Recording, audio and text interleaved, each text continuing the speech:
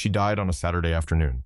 3:15, the 30th of March, 2002, in the bedroom at Royal Lodge she had slept in for half a century.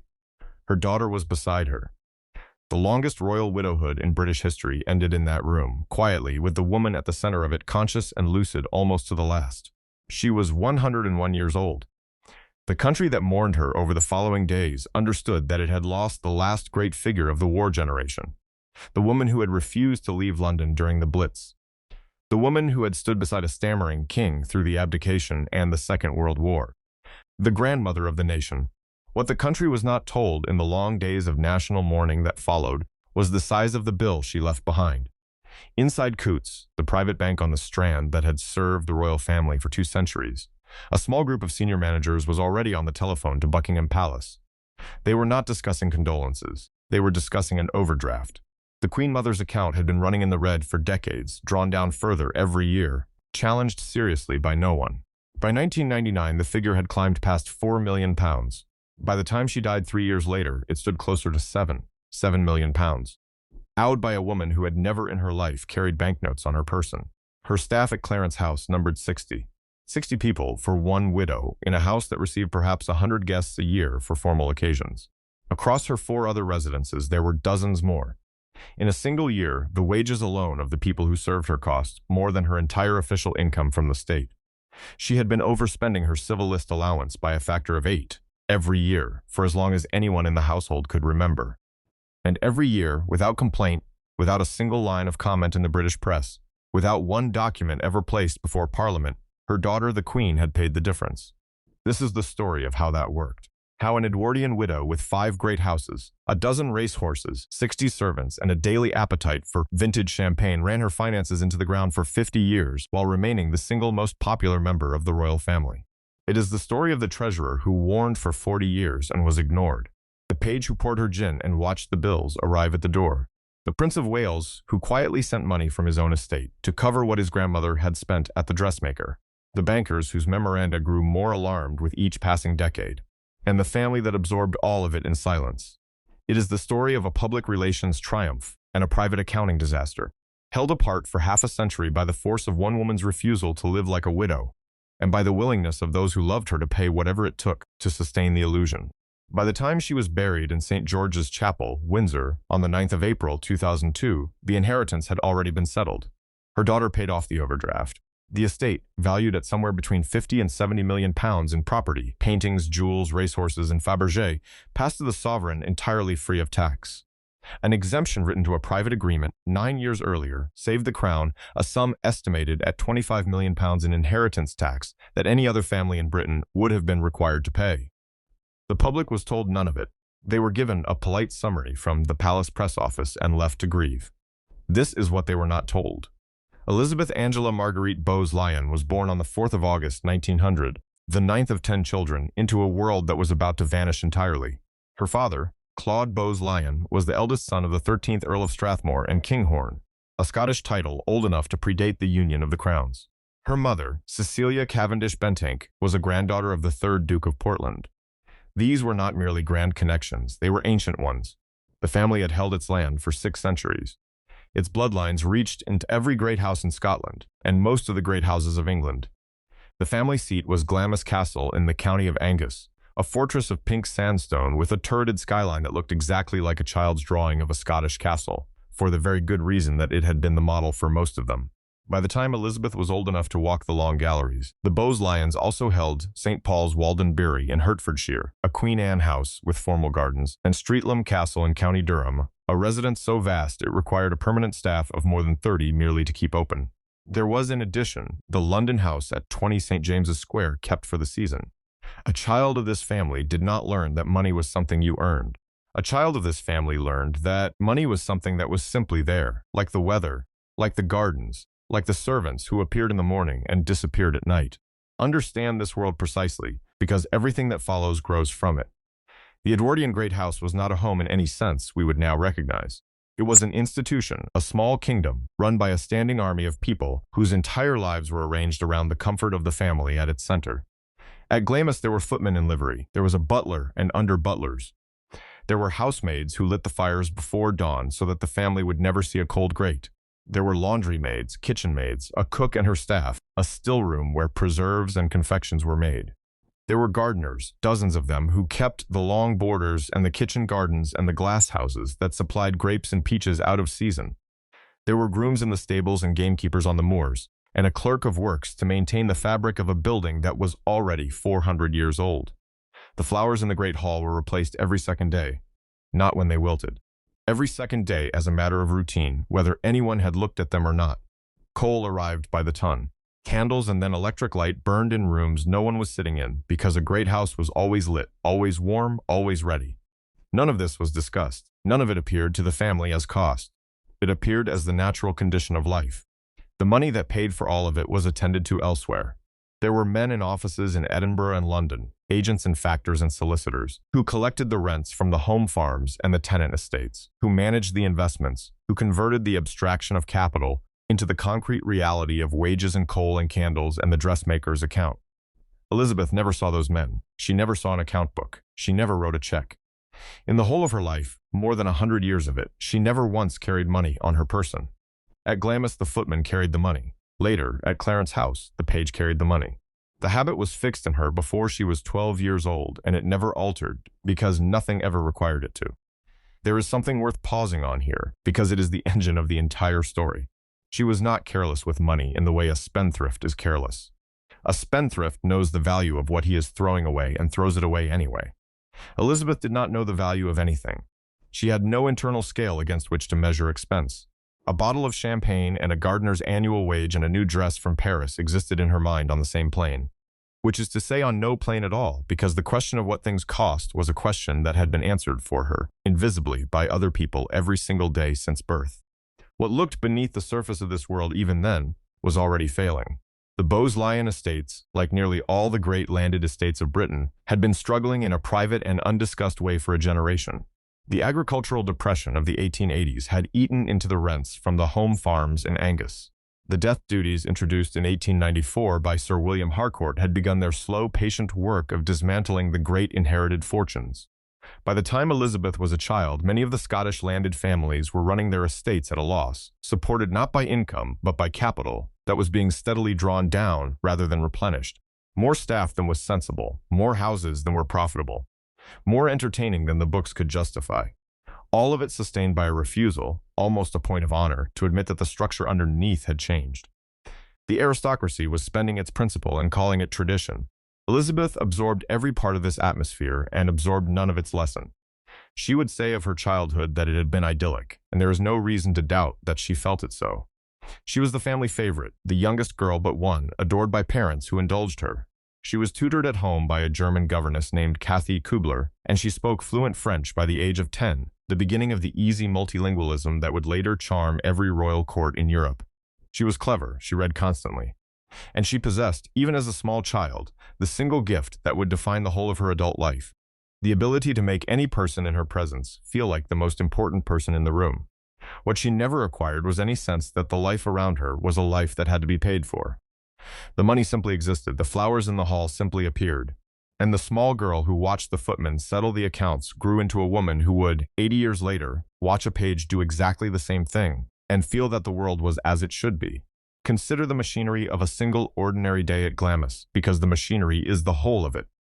Before the family woke, the housemaids were already at work, moving through the cold rooms in the dark, laying and lighting the fires so that every grate the family might pass was warm and burning by the time they rose. The water was heated below stairs and carried up in brass cans. The breakfast was laid in the morning room, dish after covered dish on the sideboard, kept warm over spirit burners, far more food than anyone present could eat, because abundance was the point, and the surplus went down to the servants' hall or to the pigs. The post was sorted and ironed flat and laid beside the plates. The newspapers were pressed. None of this was seen to be done. It was simply, every morning, already done, by people who had risen at 5, so that the family need never know that 5 o'clock in the morning existed.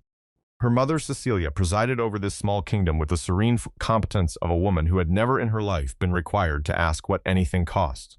She planned the menus with the cook. She arranged the great house parties that filled Glamis with guests for the shooting in the autumn. She supervised the still room and the linen and the flowers, and she did all of it through the medium of an upper servant, the housekeeper, the butler, the head gardener, who carried out her wishes and translated them into the labor of the dozens below. The money that funded the whole performance was a thing that happened in another county, in the offices of the agents and factors who collected the rents and managed the timber and the home farms and sent up, at quarter days, the figures that Cecilia's husband glanced at and rarely questioned. Elizabeth grew up inside this arrangement the way a fish grows up inside water, which is to say without ever once perceiving that it was there, or that it had edges, or that it could end. The gardens alone employed a small workforce. There were the formal borders, the kitchen gardens that fed the house, the glass houses, where grapes and peaches and figs were forced out of season, so that a Scottish castle in February could put exotic fruit on the table, as though the climate outside did not exist. The head gardener answered to no one but the family, and the family told him what they wished to see, and the wish became, by the unseen labor of his men, a reality. A child raised among glasshouse peaches in a Scottish winter learns a particular lesson about the relationship between desire and possibility. The lesson is that there is no relationship. You wish for the thing, and the thing appears, and the question of how is a question for somebody else. When the First World War began in August 1914, on her 14th birthday, Glamis Castle was converted into a convalescent hospital for wounded soldiers. Elizabeth was old enough to be useful and too young to be sent away to nurse formally, so she lived in the wards. For 4 years, she wrote letters home for men who could not hold a pen. She rolled cigarettes for men who could not roll their own. She read aloud. She sat with the dying. Her brother Fergus was killed at the Battle of Lewes in September 1915.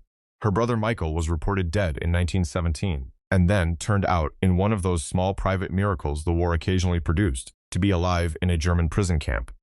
By the time the war ended, she was 18, and she had acquired something almost no other woman of her class possessed, an absolute, unforced ease in the presence of ordinary people.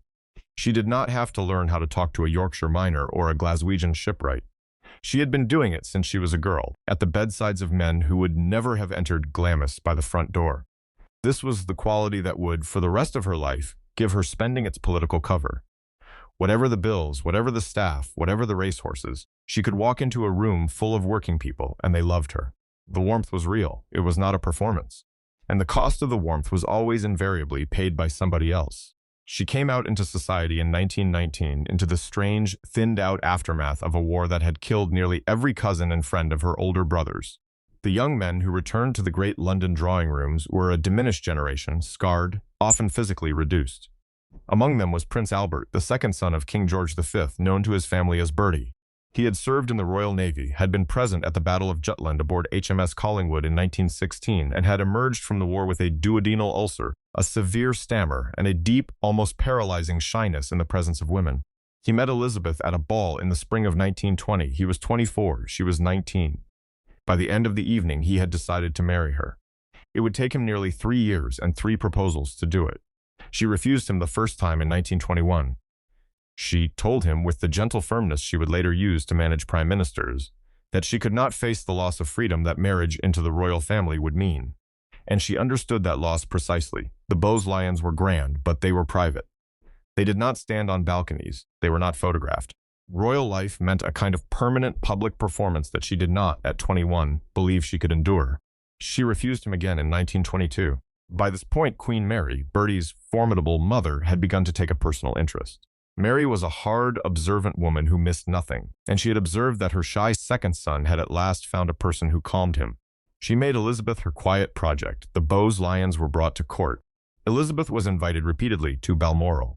Even the famously irascible King George V made the surprising effort to be charming to her, and was rewarded by her own surprising willingness to be charmed. On the 13th of January, 1923, in the drawing room at St. Paul's Walden Bury, she accepted his third proposal. The engagement was announced 2 days later. The wedding was set for April.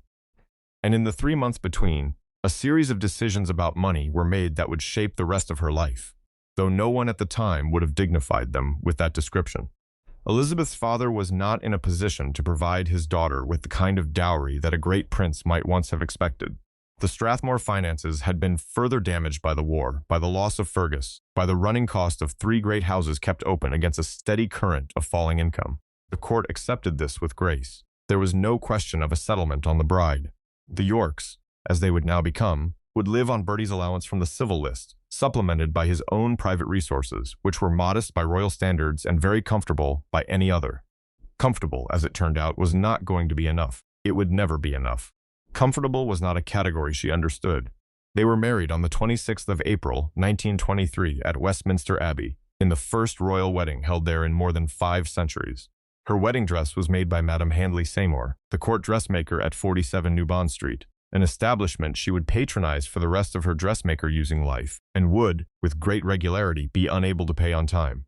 The first surviving letter she wrote on the subject of her own bills dates from 1926, during the general strike, and complains in her usual gentle phrasing about the size of an account. The complaint is instructive. It is not that she cannot afford the bill. It is that the figure has somehow mysteriously grown larger than she expected. She is surprised by it, the way one is surprised by weather. The possibility that the size of the bill might be related to the size of her orders does not appear to have occurred to her. Their first home was White Lodge in Richmond Park, a Georgian villa that Queen Mary chose for them as a gesture of welcome. The Yorks hated it. It was cold, inconvenient to London, and required a staff of more than 30 to maintain. Within 2 years, they had moved to 145 Piccadilly, a 5-story townhouse overlooking Hyde Park Corner. The lease was paid by the Crown. Everything else was not.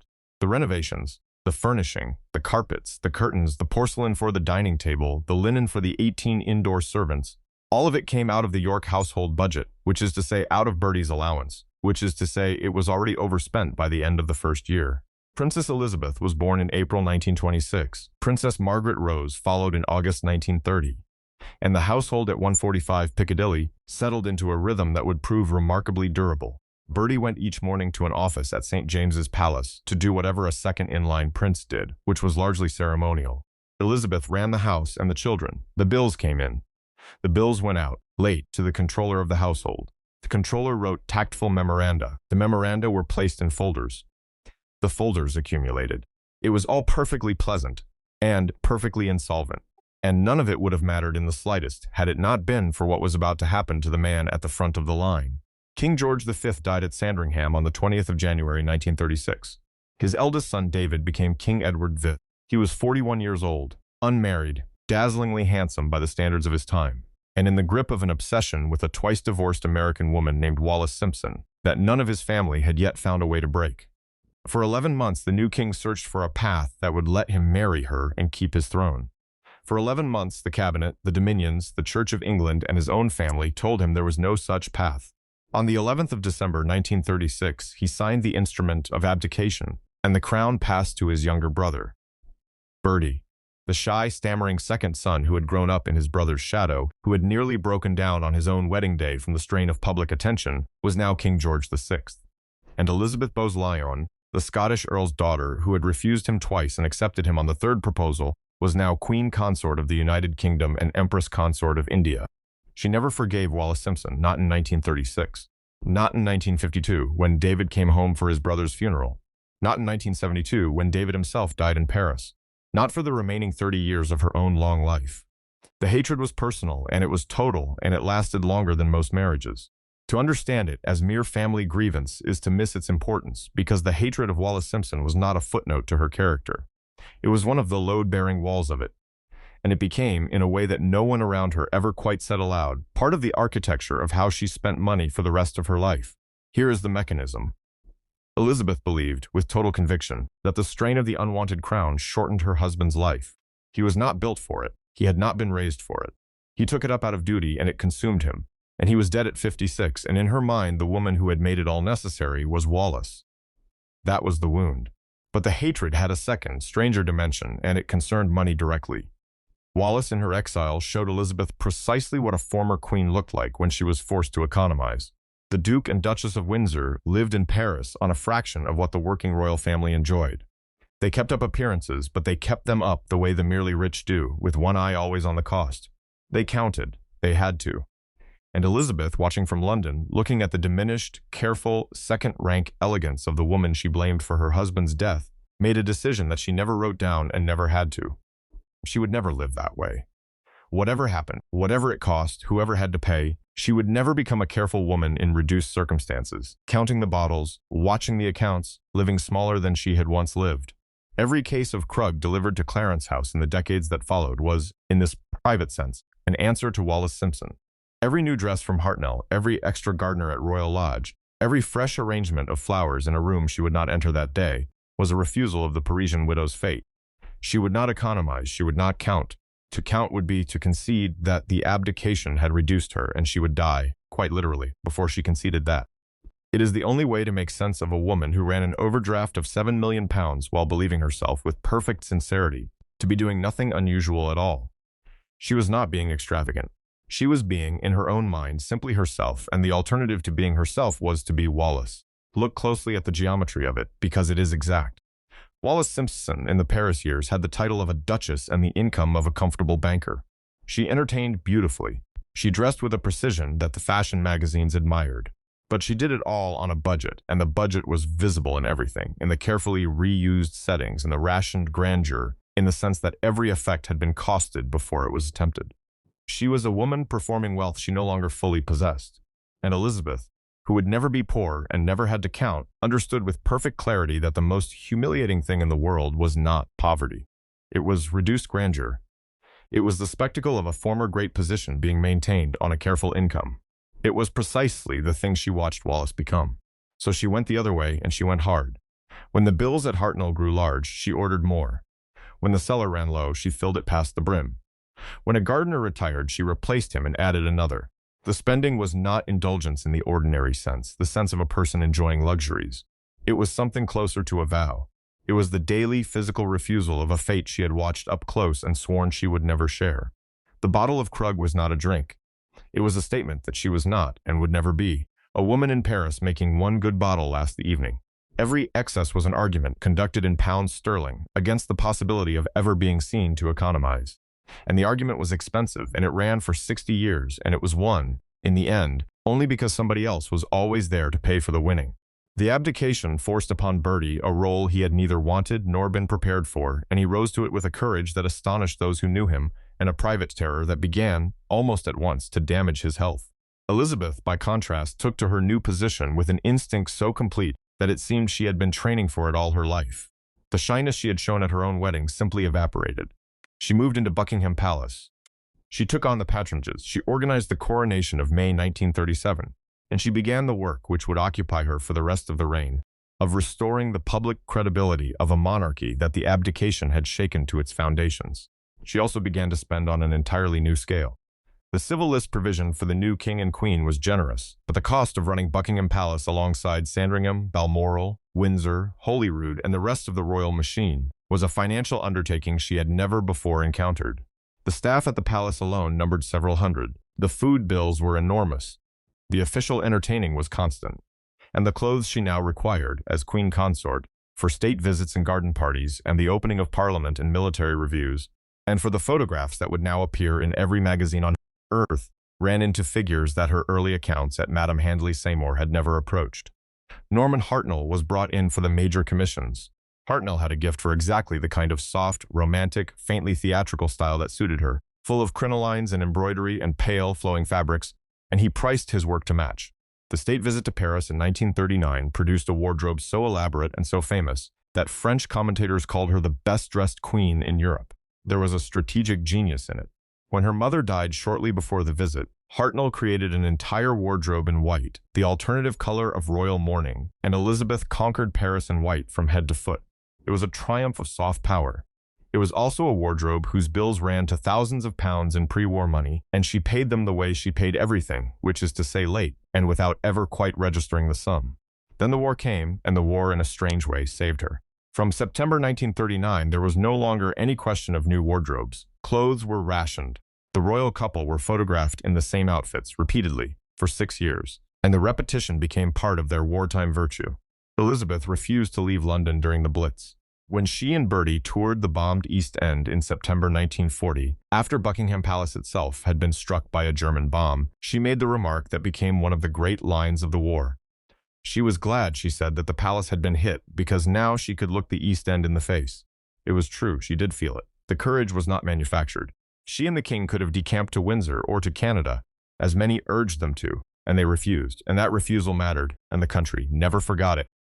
But it is also true, and it sits uncomfortably beside the famous line, that even in the rationed years, she continued to commission new pieces from Hartnell whenever the regulations allowed, supplementing the official wardrobe with private orders charged to the privy purse rather than the household budget. A small accounting fiction, a trivial thing in wartime. And yet that small fiction, the quiet division of spending into what could be seen and what could be charged elsewhere, would in later decades become the entire principle on which her finances were run. By the end of the war, she was 45 years old. She had been queen consort for 9 years. She had become, alongside Churchill, the second most beloved figure in the country, and the monarchy that the abdication had nearly destroyed was now more secure than it had been in 2 generations.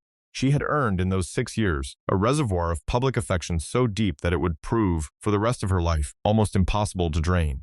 No criticism would stick to her. No figure, however large, would be allowed to define her.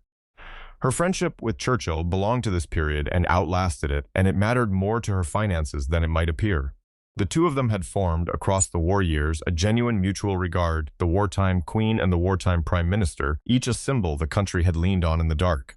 Churchill admired her steel, she admired his defiance, and the association, renewed whenever he visited her in the years afterward, helped to fix her permanently in the national imagination as a creature of 1940, of the bombed palace, and the East End and the refusal to run. That image was the most valuable thing she owned, more valuable than the jewels or the paintings, because it was an image that placed her beyond the reach of ordinary criticism. You could question the spending of a rich widow. You could not, in Britain, question the woman who had stood in the rubble. The two were the same woman. The image protected the spending. The courage of 1 decade paid in public goodwill for the extravagance of the 5 that followed. And here is the quiet mechanism that made it durable. A reputation built on a single great moment does not fade so long as the moment is never contradicted, and hers never was. She gave the country no second act to complicate the first. She simply went on being, for 60 years, the smiling embodiment of a heroic memory, and the country went on loving the memory, and the love was transferred, without anyone quite deciding to transfer it, onto every later year of her life, including the years of the racehorses and the cellar and the overdraft. The wartime image was not merely good public relations.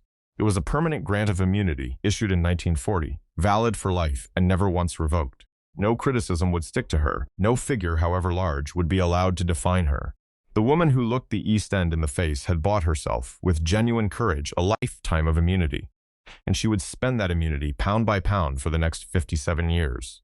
Her husband, meanwhile, was dying, though it would take years to say the word. King George VI had smoked heavily for 20 years. The wartime exhaustion, the constant pressure of a role he had never wanted, the sheer physical toll of the reign, had begun to do serious damage to his lungs and his arteries. By 1948, he was being treated for arteriosclerosis.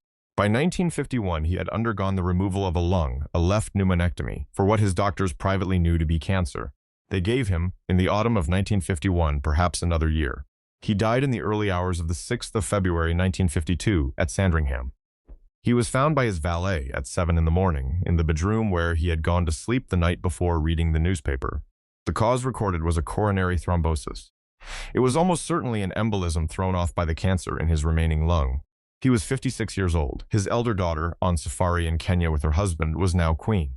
And Elizabeth Bowes-Lyson, 51 years old, with 2 grown daughters and a way of life built entirely for a woman who would never again be queen consort of anything, became, in that single morning, what she would remain for the next half-century.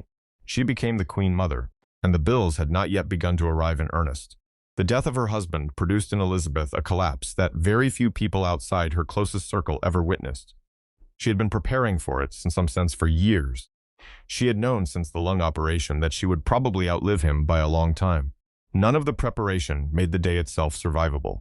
She came down the corridor at Sandringham and was told, and she did not faint and she did not weep where anyone could see her. She walked into the room where her husband lay, closed the door, and remained there for a long time. When she came out, she gave the household its instructions. The new queen was in Kenya and had to be reached. The body had to be prepared. The country had to be told. She did all of it. And then she retreated to Royal Lodge in Windsor Great Park, and for nearly 4 months she did not appear in public at all. The grief was real, and the grief was disabling, and the grief had a financial consequence that almost no one noticed at the time. She was 51. She had run great households since she was 23. She had no profession, no training, no private income to speak of beyond a small inheritance from her father, who had died in 1944. Every shilling she had spent for 30 years had come either from her husband's privy purse or from the civil list that Parliament voted to him. Both of those were now gone. Her daughter, the new queen, would receive the sovereign's provision. Elizabeth, as queen mother, would be allocated something separate, smaller, and subject to negotiation at the Treasury. By March 1952, the negotiations were underway. By May, the figure was settled. The The Dowager Queen would receive £70,000 a year from the civil list, an income that placed her comfortably in the very top tier of British society and represented, in 1952 money, roughly the cost of running a single large country house with a full domestic staff. £70,000 a year. It was a generous sum. It was the minimum she would need to live in the manner now expected of her. And it was, from the very moment it was agreed, not enough. She spent that spring at Royal Lodge, refusing to plan, refusing to decide. Winston Churchill, Prime Minister again, and a man who had loved her husband, drove down from London more than once to sit with her. He found on his first visit a woman in deep shock. He found on his second a woman in deep shock who was nonetheless, in spite of herself, already beginning to think about a house in Scotland that a friend had mentioned to her. In the second week of June 1952, she traveled north by overnight train to Caithness to stay with Commander Clare Viner and his wife, Lady Doris, who had been Elizabeth's friend since girlhood. The Viners had taken a house on the very northern tip of Scotland, as far from London as it was possible to be while remaining in the United Kingdom. She slept, she said, better there than anywhere on earth. The wind came straight off the Pentland Firth. The Orkneys were visible across the water on a clear day. There was no telephone that worked properly, and the world, for the first time since the Abdication, could be made to go away. On a drive along the coast one afternoon, she saw a small ruined castle by the sea. It was called Barragill. It had been built in the 16th century by an Earl of Caithness. It had passed, in the way of these things, through families and marriages and neglect and wartime requisition, until it had ended in the hands of a Captain Imbert Terry, who was in the process of selling it, or trying to. The roof leaked. The west wing was unsafe. The plumbing, where it existed, was Victorian. Electricity did not exist at all. The asking price was almost nothing, a few £100s at most, because the buying was never going to be the cost. The cost was everything that came after. She turned to Lady Doris in the car and asked, "Do you think it would suit me?" By August 1952, 6 months after her husband's death, the castle was hers. She renamed it, by her own invention and her own peculiar sense of place, the Castle of May. It was the only property she would ever, in the whole of her life, personally own. Everything else she lived in then and afterwards belonged to the Crown. The Castle of May was hers, bought on impulse, in grief, by a woman in deep mourning with no professional advisor at her elbow, to undertake the full restoration of a derelict 16th-century tower house on the most weather-beaten coastline in Britain. The architect Hugh MacDonald of Sinclair MacDonald and Son in Thurso was appointed.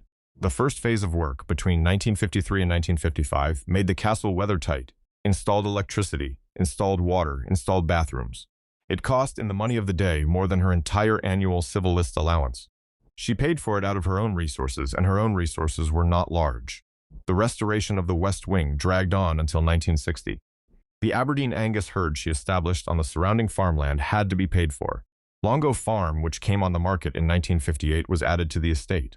The Castle of May, bought on a whim in the summer of her widowhood, became one of the permanent fixed costs of her financial life, and she would visit it every August for 3 weeks and every October for 10 days, from 1955 until the autumn of 2001, 6 months before she died. She was happy there. She was happy there in a way she was not happy anywhere else on earth. It is worth dwelling on what the castle actually was in the month she bought it, because the purchase was not a property decision. It was an act of grief given an address. She was 51, freshly widowed, removed against her will from the palace she had run for 15 years, with no role left that carried a salary and no clear idea of who she now was. And she drove along a cold northern coast and saw a broken castle facing out at an empty grey sea, as far from London and from everything that had ended as it was possible to get, and she wanted it the way a drowning person wants something to hold. The roof leaked. The wing was unsafe. There was no electricity and barely any water. None of that was a deterrent. It was almost the point. Here was something ruined that she could rescue, something she could pour herself and her money into, a project that would take years and absorb the grief and leave at the end of it a place that was entirely and only hers. The restoration was the work of mourning. The bills were the bills of mourning, and the result was the one corner of her vast borrowed life that she truly owned, and she went back to it, faithfully, twice a year, for very nearly half a century. The cost of being happy there was a question for her treasurer, and was never, in her own mind, a question for her.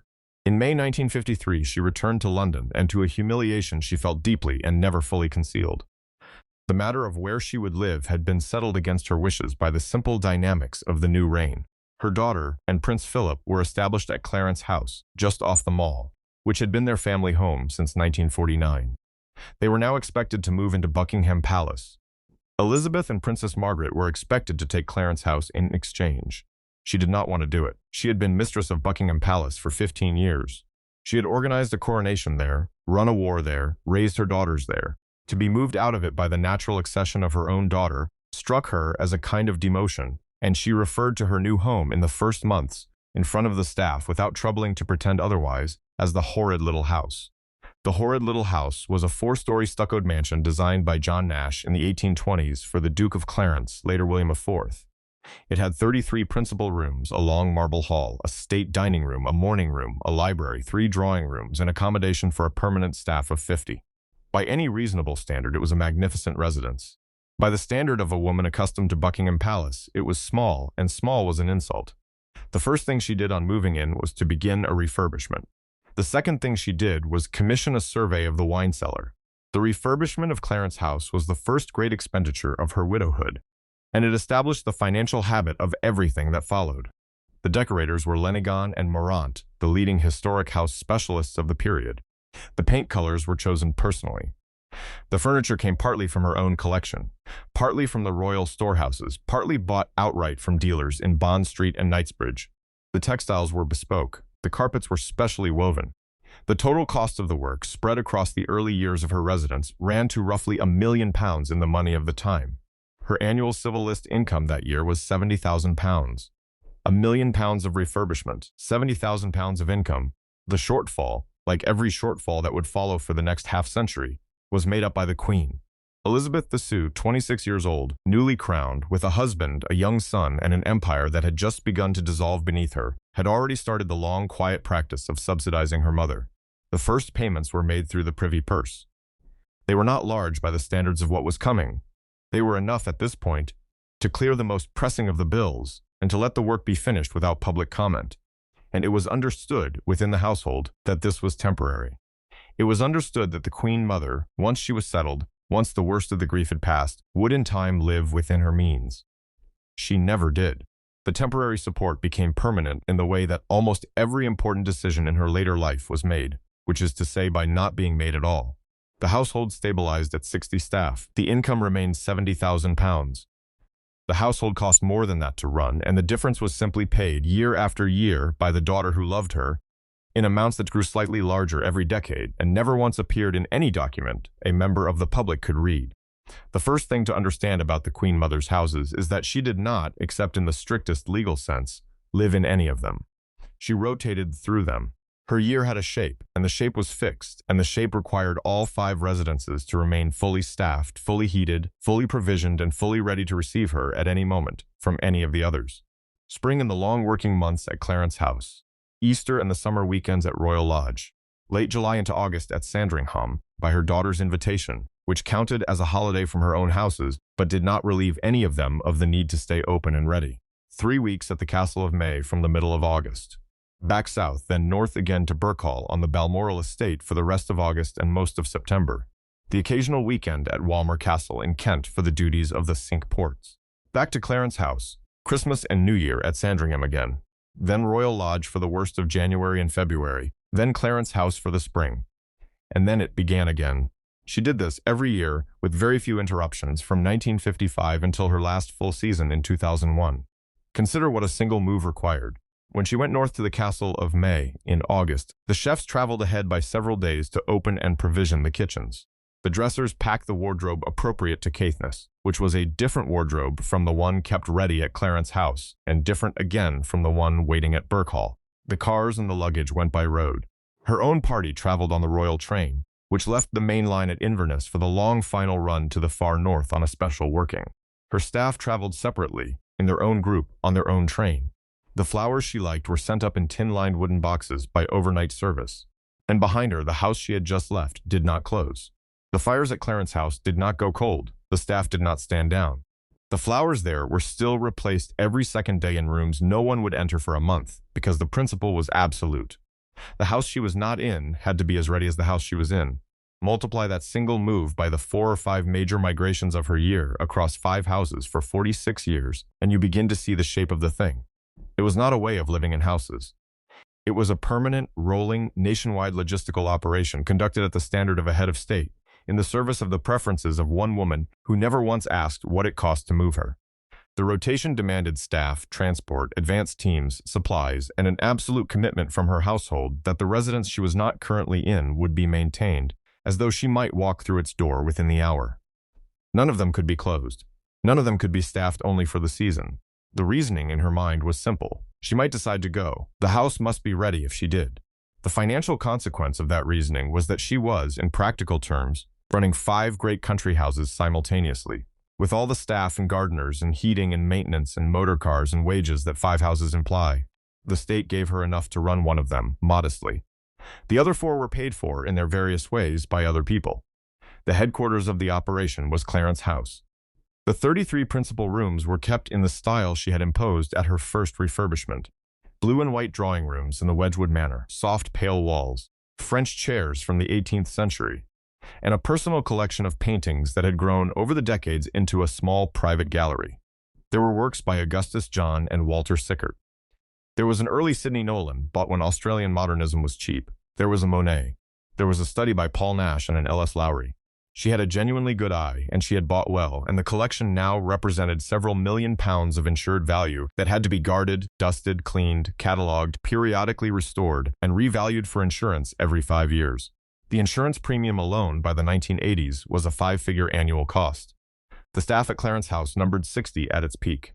At the top, the private secretary with 2 assistants, the comptroller who ran the financial and ceremonial side, the lady-in-waiting in residence, drawn from a rotating roster of about 6 aristocratic women who served in roughly monthly shifts, 2 equerries, military officers seconded from her regiments, who handled the public correspondence and the practical detail of engagements, the treasurer, and beneath that senior layer, the household proper, dressers, ladies' maids, footmen, pages, porters, the kitchen staff, the butlers and under-butlers, the chefs and the pastry cook, the chauffeurs, the night watchmen who guarded the gates, the women who arranged the flowers, the men who polished the silver.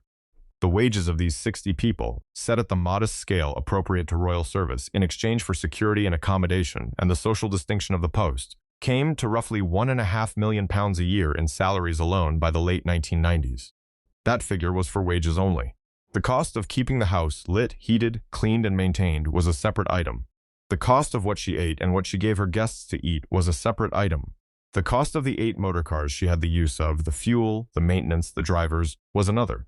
Against all of it, she received a civil list allocation that began at £70,000 in 1952, rose to £95,000 in the early 1970s, reached over £400,000 by the early 1990s, and stood at £643,000 by the time she died.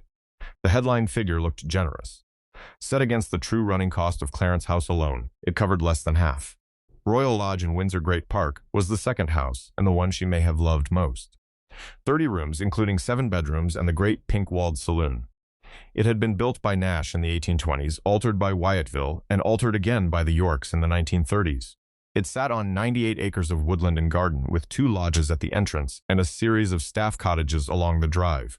The gardens, on which she and George VI had worked together in the 1930s before the Abdication took them away to the palace, were her own creation and her own pride. The head gardener ran a team of 6 full-time men and seasonal contractors besides. The annual gardening budget alone, by the 1980s, was higher than the salary of a senior civil servant. Hidden among the trees stood Baith and Bach, the little thatched Welsh cottage given to Princess Elizabeth in 1932 by the people of Wales for her 6th birthday.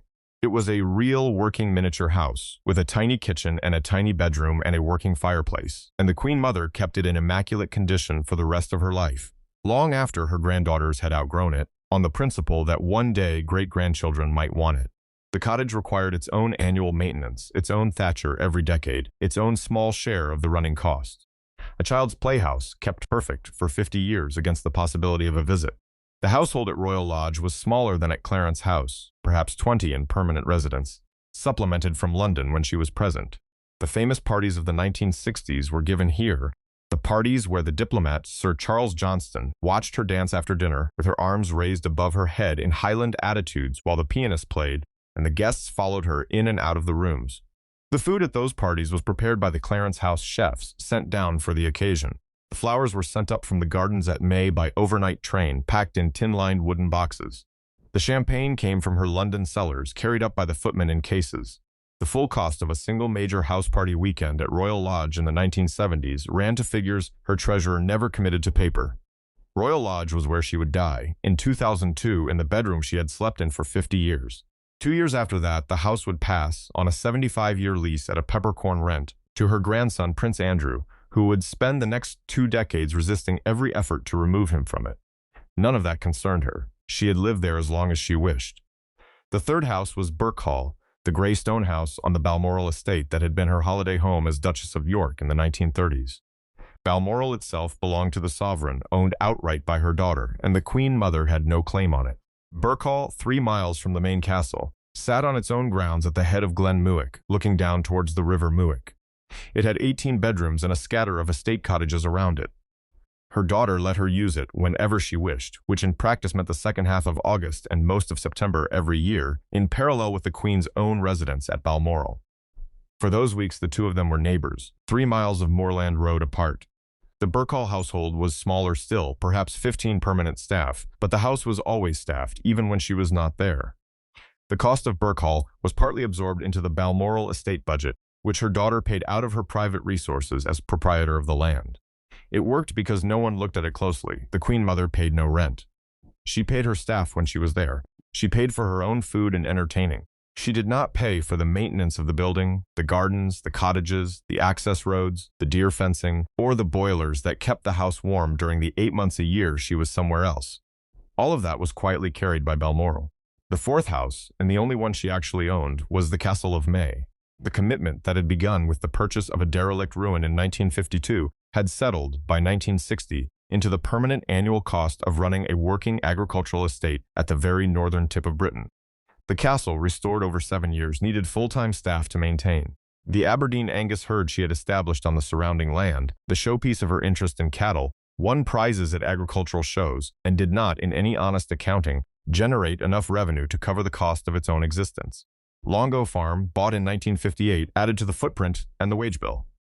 The May staff, around 20 in permanent employment, were proud Caithness people who had served her since the 1950s. The bills for the Castle of May were the most romantic and the least defensible items in her household accounts, and she did not care, because the Castle of May was the house she had bought in her grief. In the summer her husband died, and the cost of running it was a cost she would never, under any circumstances, allow to be questioned. She went there for 3 weeks every August and 10 days every October. During those visits, the castle was at its happiest. She entertained the local people. She held the gardens open for the public. She walked the cliffs to look at the Orkneys across the Pentland Firth. The transport alone was enormous. The royal train brought her north from London, leaving the main line at Inverness for the final stretch to Caithness on a special service. Her cars and luggage came up by separate transport. Her staff traveled in their own group on a different train. The chefs went ahead by several days to open the kitchens. The full cost of a single visit to May, all factors included, was a figure her treasurers never published because they never wrote it down. The visits were not negotiable. The castle was hers. The fifth house was Walmer Castle in Kent, and it was the strangest of them because she came to it late and because it was attached to a title rather than a desire. In 1979, she was appointed Lord Warden of the Cinque Ports, the ancient ceremonial office attached to the medieval defense of the southern coast. The title carried with it the use of Walmer Castle, the artillery fort built by Henry V at the mouth of the Channel and softened over the centuries into a country house with one of the finest gardens in Kent. The Duke of Wellington had lived there as Lord Warden and died there. Churchill had held the post briefly in the 1930s. The office was honorary. The accommodation was not. Walmer was the least used of her 5 residences. She visited it once, perhaps twice a year, for the formal duties and sometimes for a private summer weekend. And yet it was maintained year-round, on the assumption that she might come more often, with a small staff kept on in the apartments above the gardens. The annual cost of Walmer was modest by the standards of the others. It was not nothing. And it represented a 5th full residence added to the books at the precise moment, the late 1970s, when the books were already in serious trouble. 5 houses, 1 income, a staff that totaled somewhere between 100 and 120 across all of them, depending on how you counted the seasonal and the part-time. A fleet of 8 motor cars and a fluctuating number of drivers, a wardrobe being made in London. A cellar at Clarence House that held, by the 1990s, some 6,000 bottles. A racing operation in Berkshire that required a dozen horses to be kept in training. A herd of cattle in Caithness. A garden establishment at Royal Lodge that produced, every summer, enough cut flowers to fill her London rooms. A team of seamstresses on call. A florist on monthly retainer. a dresser who had been with her for 30 years, a page who had been with her for 40. This was the empire. The civil list paid for less than a third of it. The Queen paid for almost all the rest. By 1970, the household was running at a structural deficit of more than £2 million a year in the money of the day. And the deficit was met every quarter by transfers from the Queen's privy purse, recorded internally at Buckingham Palace and never once published. The question her treasurers asked themselves at intervals down the decades was whether any one of the 5 houses could be given up. The question was always answered no. Clarence House was her ceremonial base in London and could not be surrendered without a public announcement. Royal Lodge was her family home. Birk Hall cost her nothing directly, since the burden fell on her daughter. The Castle of May was emotionally untouchable. Walmer was honorary and tied to the Cinque Ports. Not one of them could be released without telling her to her face that she had to release it. No one in the household was willing to say it. No one in the family was willing to say it either. Early in the 1970s, the Queen made it quietly clear to her advisors that her mother's wishes were to be met and that she would absorb the cost. The matter was therefore considered closed, and it remained closed as a question of internal household management for 30 more years. And somewhere in the middle of all of it walked the actual woman. Small, white-haired, blue-eyed, perfectly mannered, moving through the rooms of these 5 houses every year in the rotation she had built for herself, waving at gardeners, stopping to thank a stable boy, photographed at the racecourse, smiling. She had no idea, no real idea at all, what any of it cost. Her treasurer would tell her, in occasional gentle remarks, that the figures were difficult. She would smile and nod and change the subject and suggest that perhaps they might open another bottle of the Veuve Clicquot, and he would smile back and write his next memorandum and file it with the others. A great household at the level she ran is not a workforce, it is a culture. A workforce can be told to economize, a culture cannot.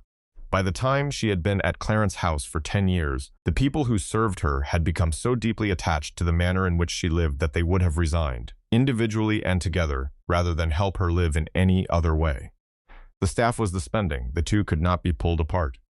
In its formal shape, the household looked like every other great court establishment in Europe. At the top, the private secretary, who managed her correspondence, her engagements, her speeches, and her public role. Beneath him, the treasurer, who managed her money. Beneath those two, the ladies-in-waiting who attended her on official duties, and the equerries who ran the day-to-day administration of public events. This was the upstairs household, the senior officers, the people who appeared in the newspapers at her side, drawn almost without exception from the same narrow band of aristocratic and military society that had supplied royal officers for 300 years. Beneath them was the downstairs household, the much larger body of people who actually ran the houses, and this was where her daily life was conducted. The dressers and ladies' maids who handled her clothes and jewels, the pages and footmen who served her food and her drink, the butlers and under-butlers who managed the cellar and the silver, the kitchen staff, the housekeepers, the chauffeurs, the cleaners, night watchmen, the gardeners at Royal Lodge and May, the grooms at the racing stables, the stalkers and gillies at Birk Hall, the detective from the Royal Protection Squad who shadowed her at every public appearance and stayed alert through every private one. By the late 1980s, the total headcount across all 5 residences, including the racing operation, was between 100 and 120 people, depending on how you counted. 60 of them were at Clarence House. The rest were spread across the other 4 houses and the stables. The private secretary for nearly the whole of her widowhood was Sir Martin Gilliatt. He took over in 1956 after the death of the brilliant but troubled Major Tom Harvey, and he served her until his own death in 1993. Gilliatt had been a prisoner of war in Coutts. He had come home with a fund of stories and a black sense of humor that the Queen Mother adored, and he ran her office with what can only be described as a benign anarchy. The day at Clarence House began at 10, broke for coffee at 11, broke for sherry at 12, broke for lunch at 1, broke for tea at 4, and concluded with drinks at 6. Gilliatt made no apology for any of it. He believed, and she agreed with him completely, that her household should be a happy household, that misery was the enemy of good service, and that anyone who could not manage their work within those constraints was probably not suited to the work. He was famously charming. He was famously discreet. He was also, by every measure, hopeless with money, and entirely content to leave that side of things to the office next door. Whenever a difficult question involving a bill arrived on his desk, Gilliatt would smile, pour another drink, and pass it along the corridor. The office along the corridor belonged to Sir Ralph Anstruther of Balcaski, a Scottish baronet, a Grenadier Guards officer, a man of granite commitment to the traditions of royal service. He became treasurer in 1960 on the death of Sir Arthur Penn, and he held the post, with one brief retirement and a return at her insistence, until 1998. 40 years. 40 years of trying to manage the books of a woman who could not be managed. Anstruther was a stickler. He upbraided young equerries for the wrong shoes, the wrong gloves, the wrong cut of an evening coat. He once reported a junior officer for being seen smoking in the courtyard in shirt sleeves. He believed in the old standards, in the dignity of the household, and he came to believe, with deepening conviction as the decades passed, that the financial position of his employer was unsustainable and that someone with the authority to do so would eventually have to tell her. He never did. The someone in his mind was always going to be someone else. The Queen, perhaps. Or the Prince of Wales. Or some specially appointed advisor whose existence remained forever hypothetical. So he wrote memoranda. Every year, a summary of the household accounts. Every year, the accounts showed an overdraft. Every year, the overdraft was larger than the year before. He recommended, in the most delicate language he could find, certain economies. The economies were not made. He filed the memorandum and began work on the next year's. He was a deeply, intensely loyal man, and the loyalty was returned in its way. She gave him her affection. She did not give him her ear. By the time he first retired, in the early 1990s, he had been writing his warnings for 30 years. The overdraft had passed £3 million, and he understood that he had failed at the central professional task of his life. He came back when she asked him to, because she asked him to, and he died not long after his second retirement, in his 80s, with his employer's affairs still uncorrected. The senior officers came and went. The ladies-in-waiting rotated. The equerries served 2 or 3 years and moved on to other regimental posts. The institutional memory of the household, the people who actually knew where everything was and how everything worked, were the downstairs staff. And the most important of them, by a very long distance, was the man known throughout the household, and increasingly throughout the country, as Backstairs Billy. William John Stevenson Talon was born in November 1935, above his grandfather's hardware shop in the small Durham town of Bertie. The family moved to Coventry when he was very young, and he grew up there, and from about the age of 10, he began writing letters to Buckingham Palace, asking for employment in the royal household. He kept a scrapbook of clippings about King George VI and Queen Elizabeth. He was, by his own account, a slightly strange child devoted from a great distance to a family he had never met, with almost no interests outside that one consuming devotion. He was a working-class boy in wartime Coventry, a city the Luftwaffe had nearly erased, writing letters to a palace, asking to be let in. There is something almost unbearable about the picture when you hold it still. A child in a bombed Midland city, the son of shopkeepers, with no connection to the great world of any kind, deciding at the age of 10 that the entire purpose of his life was to serve a family he had only ever seen in newsprint. He cut out the photographs. He learned the names, the titles, the order of precedence, the small protocols. He wrote and was ignored and wrote again. Most children grow out of such devotions. He did not grow out of it. He aimed his whole self at a single distant point, and he held the aim for years until the point impossibly answered. When the reply came in 1951, offering a junior post, it was not a job to him. It was the answer to a prayer he had been saying since before he understood what prayer was. And then, having got inside, he never once let his attention wander for the rest of his life. The texture of his service is the thing to understand. He was the first face she saw each morning and the last each night. He learned her in the way a person learns a language they will speak for half a century. He knew which letters to show her and which to make quietly disappear. He knew the exact strength she liked her drink and the exact moment she liked it brought. He knew when she wanted company and when she wanted to be left with the racing pages. He carried her money so that she never had to. He bought the gifts she gave so that she never had to think about them. He arranged the flowers, paid the tradesmen, shielded her from anything sharp or cold or tiring, and he did it with a flamboyant, theatrical relish that made the doing of it look like joy rather than labor. He had built, out of a childhood obsession, an entire adult life of pure devotion, and the woman at the center of it received the devotion as her due, the way she received everything, without ever quite seeing the cost of it to the man who gave it. In 1951, when he was 15, the letters finally produced a reply. A position was offered, as a junior assistant at the Easter Court at Windsor. He took the train south. He arrived at the palace. He was given a uniform that was too large for him and a small bedroom under the eaves, and he was set to polishing silver and running errands.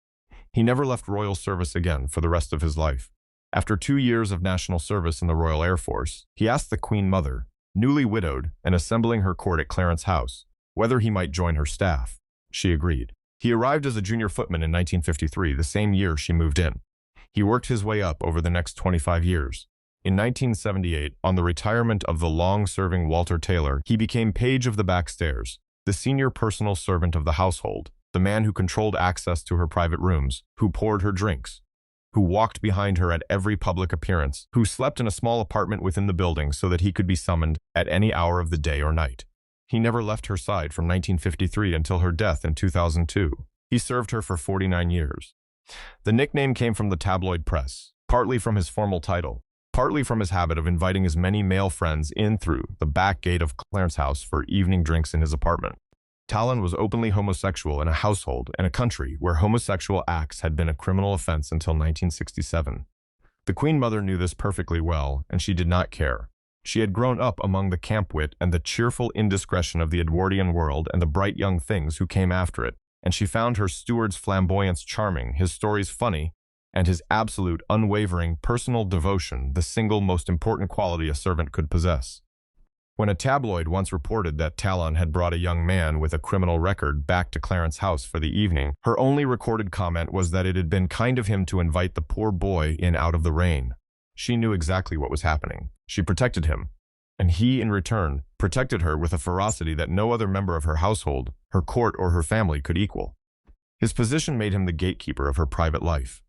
He was the first person she saw in the morning and the last she saw at night. He prepared her breakfast tray. He laid out her morning clothes. He brought her the day's correspondence, having already screened out anything he judged would tire or trouble her. He arranged her flowers. He poured her gin, mixed heavily in favor of the gin, and barely tinted with Dubonnet, and he brought it to her at 15 minutes past 12, every day, in a tall glass with a single cube of ice. He ordered her champagne. He paid her household tradesmen in cash from a float that he replenished by signing chits at the comptroller's office. He bought, every Christmas, the presents she gave to her staff, her family, her godchildren, and her friends, working from a list she had annotated in her own hand, drawing on her credit at the great shops of Bond Street and Piccadilly. In every operational sense, he ran her private life, and so he saw everything. The senior officers above him handled her public role. Talon handled what happened in the rooms.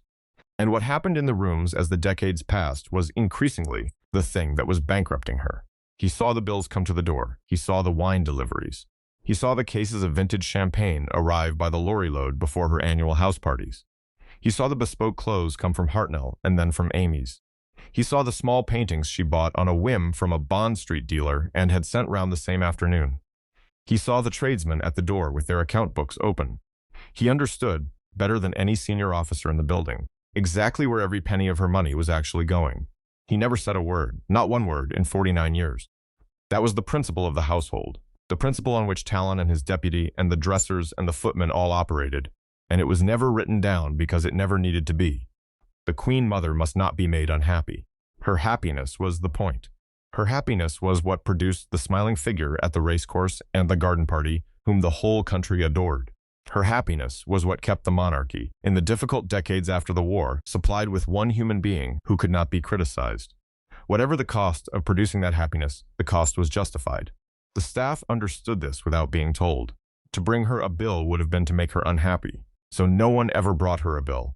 It sounds like indulgence. It was something more deliberate than that and more strange. The entire household had been organized, consciously, around the protection of a single emotional state. Her contentment was not a private matter. It was the product the household existed to manufacture, because her contentment was what walked out the front door each morning and charmed the nation. And the charmed nation was, in the difficult post-war decades, one of the monarchy's most valuable assets. A discontented Queen Mother would have been a worse public figure, a less radiant presence at the racecourse and the garden party, a less effective piece of the machinery of national affection. And so her happiness was guarded the way a treasury guards gold. Bad news was filtered before it reached her. Worries were absorbed below stairs. The figures that should have alarmed her were smoothed into the gentle, deflectable remarks her treasurer was permitted to make, and she was permitted to wave away. Everyone played their part. Everyone understood that the unspoken rule was the foundation on which the entire edifice stood. She must not be troubled. She must not be made to feel the weight of anything. She must remain to her last day the serene and smiling woman the country adored, and the cost of keeping her that way was a cost that flowed silently, downhill, onto everyone around her. Reginald Wilcock had joined the household in 1960 as a footman after several years as valet to the Duke of Windsor in Paris. He was Talon's partner. They had met as junior staff at Buckingham Palace in the mid-1950s, and they remained together for the next 45 years.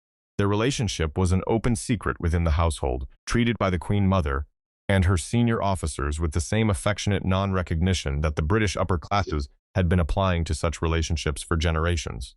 Wilcock rose to become Page of the Presence and Deputy Steward of the House. Between them, the two men effectively ran Clarence House. Wilcock served the Queen Mother her morning tea on the day of her 100th birthday, the 4th of August 2000, in her bedroom at Clarence House. 8 days later, he was dead of an illness whose seriousness he had concealed from everyone, having waited deliberately until after the celebrations were finished, so as not to spoil them. He had served her for 40 years. Talon was destroyed by the loss. The Queen Mother, at 100, was beyond the age at which she could really comfort anyone. A small funeral was arranged at the Queen's Chapel, Marlborough House. The Queen Mother did not attend. She had been told by her senior household that it would be inappropriate. The man who had brought her tea on her 100th birthday was buried without her, and the partner he left behind stood at the graveside, knowing that the long, secret, devoted life the two of them had built inside that house was now half gone, and that his own turn was coming. There were others. A dresser of long standing who handled her clothes and her jewels, and traveled with her to all 5 houses. A chef, also of long standing, who knew her tastes exactly. Clear soups, plain roasts, soft puddings, no spices, perhaps a souffle on a special occasion. A hairdresser who came at 9 every morning to dress her hair. A small team of detectives from the Royal Protection Squad. The 6 ladies-in-waiting taking turns to live at Clarence House a fortnight at a time, on the principle that she should never be left entirely alone with the downstairs staff. The equerries, the press officer, the comptroller who oversaw the accounts at the operational level beneath Anstruther. Together, these 120 people formed a self-sustaining system built around her preferences and her habits, existing for the single purpose of allowing her to go on, living exactly as she had always lived, regardless of cost, regardless of changing circumstance, regardless of the slow drift of British society, away from anything resembling the world of her childhood. As long as she was there, the system maintained itself. As long as the system maintained itself, she would be there. The cost of the system was the cost of her financial collapse. And there was no to reduce the one without reducing the other, and there was no one inside the system, and no one outside it in the family or the wider royal household, who was prepared to begin. In her 98th year, she had 60 staff at Clarence House alone. In a house that received perhaps 100 guests a year, she had a household that cost more in wages than her entire official income. She had a personal page who slept 20 feet from her bedroom, and who, at 66 years old, was still being called from his bed at 1 in the morning to bring her a glass of water and to stand and wait while she drank it. She had what she had always had. She had what she had built. She had what could no longer be reduced. What none of them fully understood, except perhaps Anstruther in his quiet despair, was what it was costing the woman who was paying for all of them. The Queen, 3/4 of a mile away across the parks, knew exactly what it was costing. The transfers continued every quarter. The numbers grew. The silence held. What ruins a great household is rarely what people imagine. The wages are large but predictable. The maintenance is steady. The food is significant but not catastrophic. What ruins a great household almost always is the same handful of things: the horses, the drink, the clothes, the flowers, and the small daily extravagances that an aristocratic life simply assumes and that no one on any given day would ever think to question. The Queen Mother had all of these on a scale that any of her wealthy contemporaries would have recognized. And she had one item that almost none of them had. She had a stable of racehorses. Her life in racing began in 1949. 3 years before her husband's death, when she went into partnership with her daughter, the future queen, to buy an Irish-bred gelding called Monaveen. The horse was trained by Peter Cazalet at his Fairlawn stables in Kent. He won almost at once, a chase at Fontwell, and then, fittingly, the Queen Elizabeth chase at Hurst Park. The thing had taken hold. By 1950, she had bought her first horse outright, a chaser called Manitou, who won at Kempton in his first season in her colors.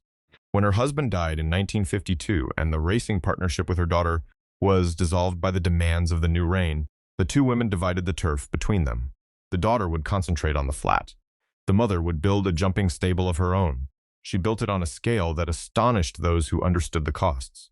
By 1960, she had a dozen horses in training at any given time, all running in her racing colors: blue and buff stripes, blue sleeves, a black cap with a gold tassel, colors that would become, over the next 40 years, one of the best loved sights on any English racecourse.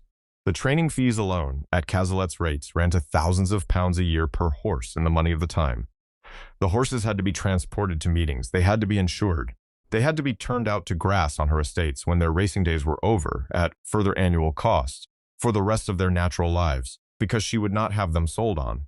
They had to be replaced when they died or grew too old, with new horses that had to be bought, broken, schooled, and brought slowly up through the minor meetings to the major races. The financial logic of racing at the level she ran it was brutally simple.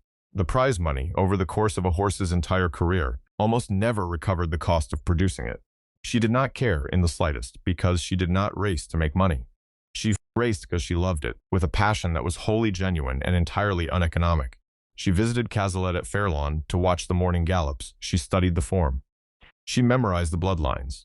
By the 1970s, she read the racing pages of the Sporting Life every morning with the attention most people reserved for the political news, and she could discuss the breeding of a particular chaser at the level of a professional.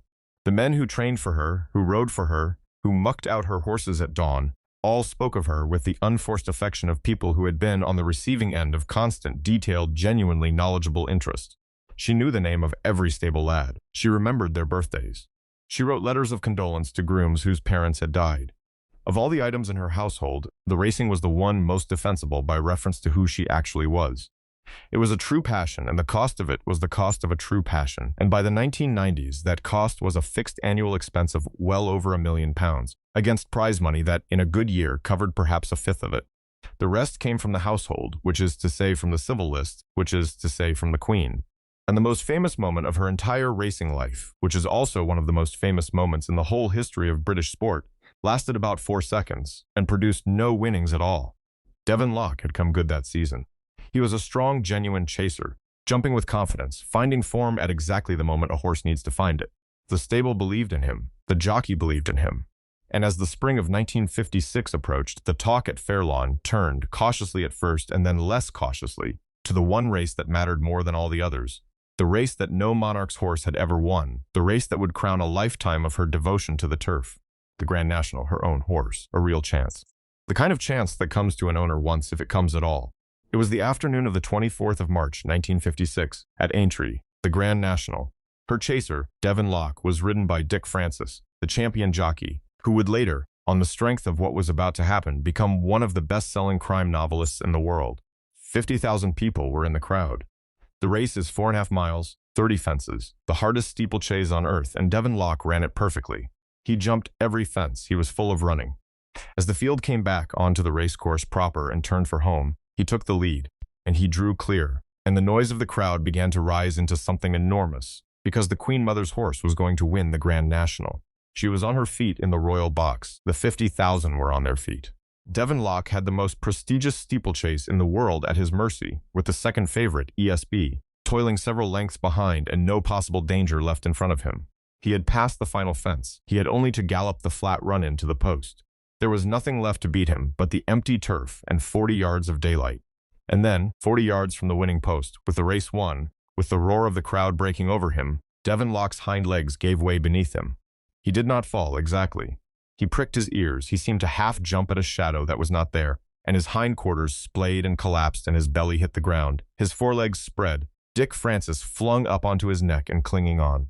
The horse struggled. He could not gather himself. He could not regain his stride, and ESB came past him and ran onto the line and won the Grand National. And for several long seconds, the vast crowd at Aintree was completely unnaturally silent, because 50,000 people had just watched the impossible happen in front of them and did not know what they had seen. No one has ever fully explained it. The theories have been argued for 70 years. A heart that skipped, a sudden cramp, a phantom jump at the shadow of the water, jump alongside. The sheer wall of noise from the crowd, which the horse may have mistaken for something to leap. Whatever it was, it passed in moments. Devon Loch got to his feet within a minute. He was unhurt. He raced again. He never won the National, and the film of those 4 seconds, played and replayed for the rest of the century, became one of the most famous pieces of footage in British sporting history. The Queen Mother's reaction, witnessed by everyone in the royal box, became part of the legend, and it tells you more about her than almost anything else in her long life. She did not weep. She did not cry out. She did not show, in that first terrible moment of silence, a flicker of frustration at the greatest victory of her racing life being snatched away 40 yards from the post. She turned to those around her and said, in a voice clearly heard by everyone near her, that she must go down at once and console those poor people. She meant the trainer. She meant the jockey. She meant the stable lads who had brought the horse to within a few strides of the achievement of their lives and watched it dissolve. She did not stay in the box for the presentation of a trophy that was no longer hers. She went straight down to the unsaddling enclosure and spent the next half hour comforting the staff who had loved and cared for Devon Loch. It sold 1,000 sentimental columns in the next morning's papers, and it was entirely sincere, and it was also, in the cold light of the ledger, a perfect illustration of the truth she never grasped. In the year of the most heartbreaking near victory in the history of British racing, her stable cost her household roughly 20 times what it won in prize money. The Grand National was the dream. The arithmetic of which she remained perfectly, serenely innocent was the reality. Cazalet trained for her until his death from cancer in 1973. He had been a close friend as well as a trainer, and the two had spent many long afternoons together at Fairlawn and Sandown and in the parade ring at Cheltenham. When he became too ill to go on, her horses were moved to Fulke Walwyn at Saxon House in Lambourne, one of the great trainers of the century. Walwyn trained for her until his own death in the early 1990s, and he produced, among many others, her favorite horse of all, Game Spirit, who finished third in the Cheltenham Gold Cup and won 21 races in her colors. Sonny Boy gave her her 300th winner. After Walwyn's death, the horses moved again to Nicky Henderson at Seven Barrows, who delivered her 400th winner in the shape of Nearco Bay. By the close of her racing life, the total stood at more than 450 winners under those blue and buff colors. She telephoned her trainers every day, usually after breakfast. She telephoned her jockeys after every race, won or lost. She remembered in detail every horse she had ever run. Henderson would recall that in the week after the Cheltenham Festival, she could discuss every race in the meeting, including the ones she had not attended. The knowledge was real. The cost was equally real, and the cost, like every other cost in her life, was simply absorbed. The drinking ran on a different scale and a different logic, and it ran with the precision of a woman who had organized her own day around fixed points of alcohol for the better part of 60 years. The first drink came at 15 minutes past 12. It was made by Backstairs Billy. It was gin and Dubonnet mixed heavily in favor of the gin, the color barely deepened, served in a tall glass with a single cube of ice dropped in at the last moment. She drank it standing in the morning room before lunch was announced, in the company of whoever happened to be visiting that day. With lunch, red wine or sometimes a sweet German wine if guests were present, and tea besides. Before dinner, a martini. With dinner, champagne, which she preferred to be Krug and which was opened from her own cellar by the case whenever she entertained. The hospital story is widely told and entirely true. When she went in for a hip replacement in 1997, at the age of 97, she had 12 bottles of Krug smuggled into her room, on the grounds, which she sincerely held, that her recovery would be the better for them. She was right, she recovered. The Krug was finished within the week. The cellar at Clarence House held, by the late 1990s, something in the order of 6,000 bottles. Picture it. Below the pale drawing rooms in the marble hall, down the stone stairs the guests never saw, ran the long vaulted cellars, racked floor to ceiling, cool and dark and quietly enormous. 6,000 bottles. Krugs in its vintages stretching back to the decade of her marriage. Veuve Clicquot, the sweet German wines for tea. Vintage port laid down to mature for a generation. The single malts she poured for her Highland guests. And the standing reserve of gin that underwrote the ritual at the center of every day. A guest at one of her house parties at Royal Lodge would arrive to find the champagne already on ice, the footmen already moving, the whole apparatus of plenty humming smoothly along as though it cost nothing and required nothing, as though wine simply rose from the ground at Windsor like spring water. The smell of it, the cold mineral smell of good champagne being opened in a warm room full of flowers, was the smell of her entire social life, and it had a price. And the price arrived every month at the comptroller's desk and was paid eventually out of money that was not hers. The principal suppliers were the great Mayfair and St. James's merchants, Berry Brothers and Rudd, and Justerini and Brooks.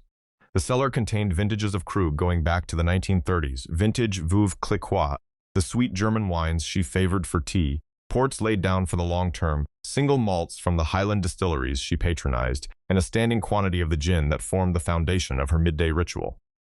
The bills from the wine merchants arrived at the comptroller's desk every month. They were never small. They were paid eventually, sometimes after extended and tactful delay, often through quiet transfers from the privy purse. Her doctors estimated in her later life that she was consuming somewhere in the region of 70 units of alcohol a week. On any standard medical measure, the figure should have been, over years, lethal. It was not. She drank steadily, every single day, with the regularity of a metronome, from roughly the age of 18 until the final frail months of her life, and she lived to 101. The actuarial science of alcohol had no category for her. The third great expense was clothes. From the late 1930s, her wardrobe was built around a single look, the romantic style that Norman Hartnell had created for her in the years before the Paris visit, and which became her uniform for the next 4 decades. The skirts were full, the colors were pale, the trimming was lavish, sequins and embroidery and lace and beading, the work of a small army of embroiderers at Hartnell's Bruton Street workshop. The hats, designed first by Auge Thurup and later by Frederick Fox and others, matched the dresses. The shoes were soft and low-heeled. The handbag, always carried on the left arm, was a soft bag with a single clasp made by Launer. Hartnell dressed her until his death in 1979, after which the work passed to Hardy Amies, who had been the Queen's own couturier since the 1950s, and whose more modern, more streamlined style was softened slightly to accommodate her preference for the older, gentler line. The dresses were not, by the standards of Paris couture, cheap. Each new commission by the 1980s ran into thousands of pounds in materials alone. She ordered several new dresses every season. She ordered new hats for every official event. She replaced shoes the moment they began to show wear. And she maintained full sets of clothes at all 5 of her residences, so that she need never travel with too many trunks, which meant the wardrobe was not 1 wardrobe but 5, scattered across the country, each kept current. The annual bill for clothes across the whole operation was never published.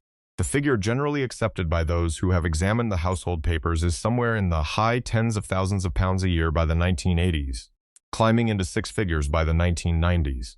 The bills went to the comptroller, who paid what could be paid and let the rest accumulate, because the Mayfair couture houses were in no hurry. They understood the terms. She had been paying late since 1926, when she wrote her first apologetic letter to Madame Hanley Seymour, and the clothes had never once stopped arriving. The jewels were a separate matter, but largely a fixed one. The greatest single addition to her collection came in 1942, when the society hostess Dame Margaret Greville died and left her remarkable collection of jewels to the then Queen Elizabeth, the Greville bequest, a windfall of diamonds and emeralds and rubies that transformed her personal holdings overnight. She inherited further pieces from her mother-in-law, Queen Mary, who died in 1953. She added to the collection slowly over the decades, mostly through gifts on state occasions and the occasional purchase of a piece she had taken a fancy to. The maintenance, the cleaning, the resetting when fashion required it, the insurance, was a steady annual cost. The pieces themselves were assets, and in due course they would pass to the Queen with the rest of the estate. And then there were the flowers, perhaps the single most peculiar item in the household budget. She believed, on principle, that every room she might conceivably enter should contain fresh flowers, and that the flowers should be replaced every second day in the exact arrangement she preferred, not when they faded. Every second day, as a matter of course, exactly as the flowers in the great hall at Glamis had been replaced every second day 80 years before. The arrangements were the work of a florist on monthly retainer, supplemented by cut flowers sent up from the gardens at Royal Lodge and May when they were in season. The cost of supplying fresh flowers to a London house of 33 principal rooms on a 48-hour replacement cycle, 12 months of the year, ran to figures that her American visitors, when they were told them, simply refused to believe.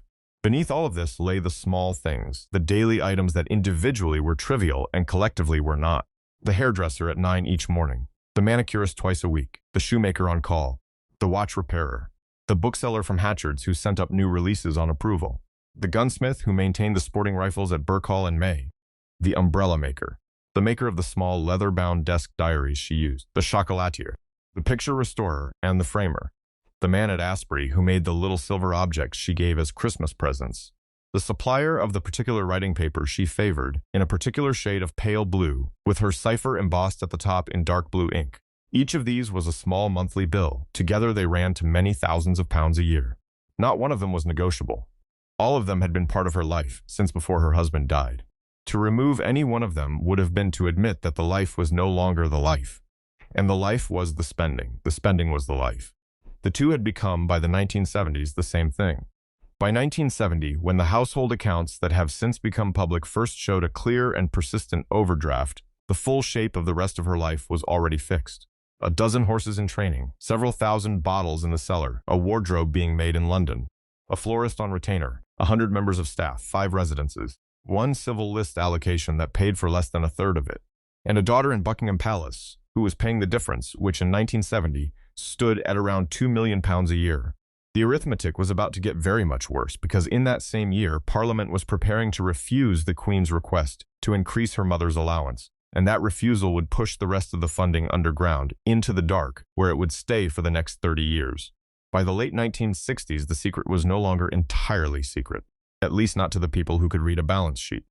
Inside the treasury, inside the royal household, inside the small group of officials who had been working the figures since the middle of the decade, the truth had become impossible to avoid. The civil list, the system by which the British monarchy had been funded since the 18th century, was no longer working. The Queen was running out of money. Her mother had been running out of money for years. The civil list itself was a constitutional device of considerable antiquity. Since 1760, on the accession of George III, each sovereign had surrendered the hereditary revenues of the crown to the state and received in exchange a fixed annual payment from the consolidated fund renewed at the start of each reign. The Queen had inherited the version settled in 1952, the year of her father's death, fixed at a level that seemed generous to a parliament still rationing food. Within 10 years, the inflation of the 1960s had eaten through it. By 1962, the civil list was already running at a small deficit, made up from reserves accumulated in the early years. By 1969, the reserves were nearly exhausted. On the 11th of November 1969, in a brief statement to the House of Commons, the Prime Minister, Harold Wilson, announced that the reserves would run out the following year, that the civil list would move into deficit, and that a select committee would be appointed at the start of the next Parliament to review the whole arrangement. It was the first time in 2 generations that the finances of the monarchy had been laid before the House for serious examination. The general election came in June 1970. Wilson lost. Edward Heath formed a conservative government, and the Select Committee on the Civil Lists was duly appointed, chaired by the Chancellor of the Exchequer, Anthony Barber, with a mixture of government and opposition members. It sat through the summer and autumn of 1971, took evidence in private from senior figures in the royal household, and reported to the House in December.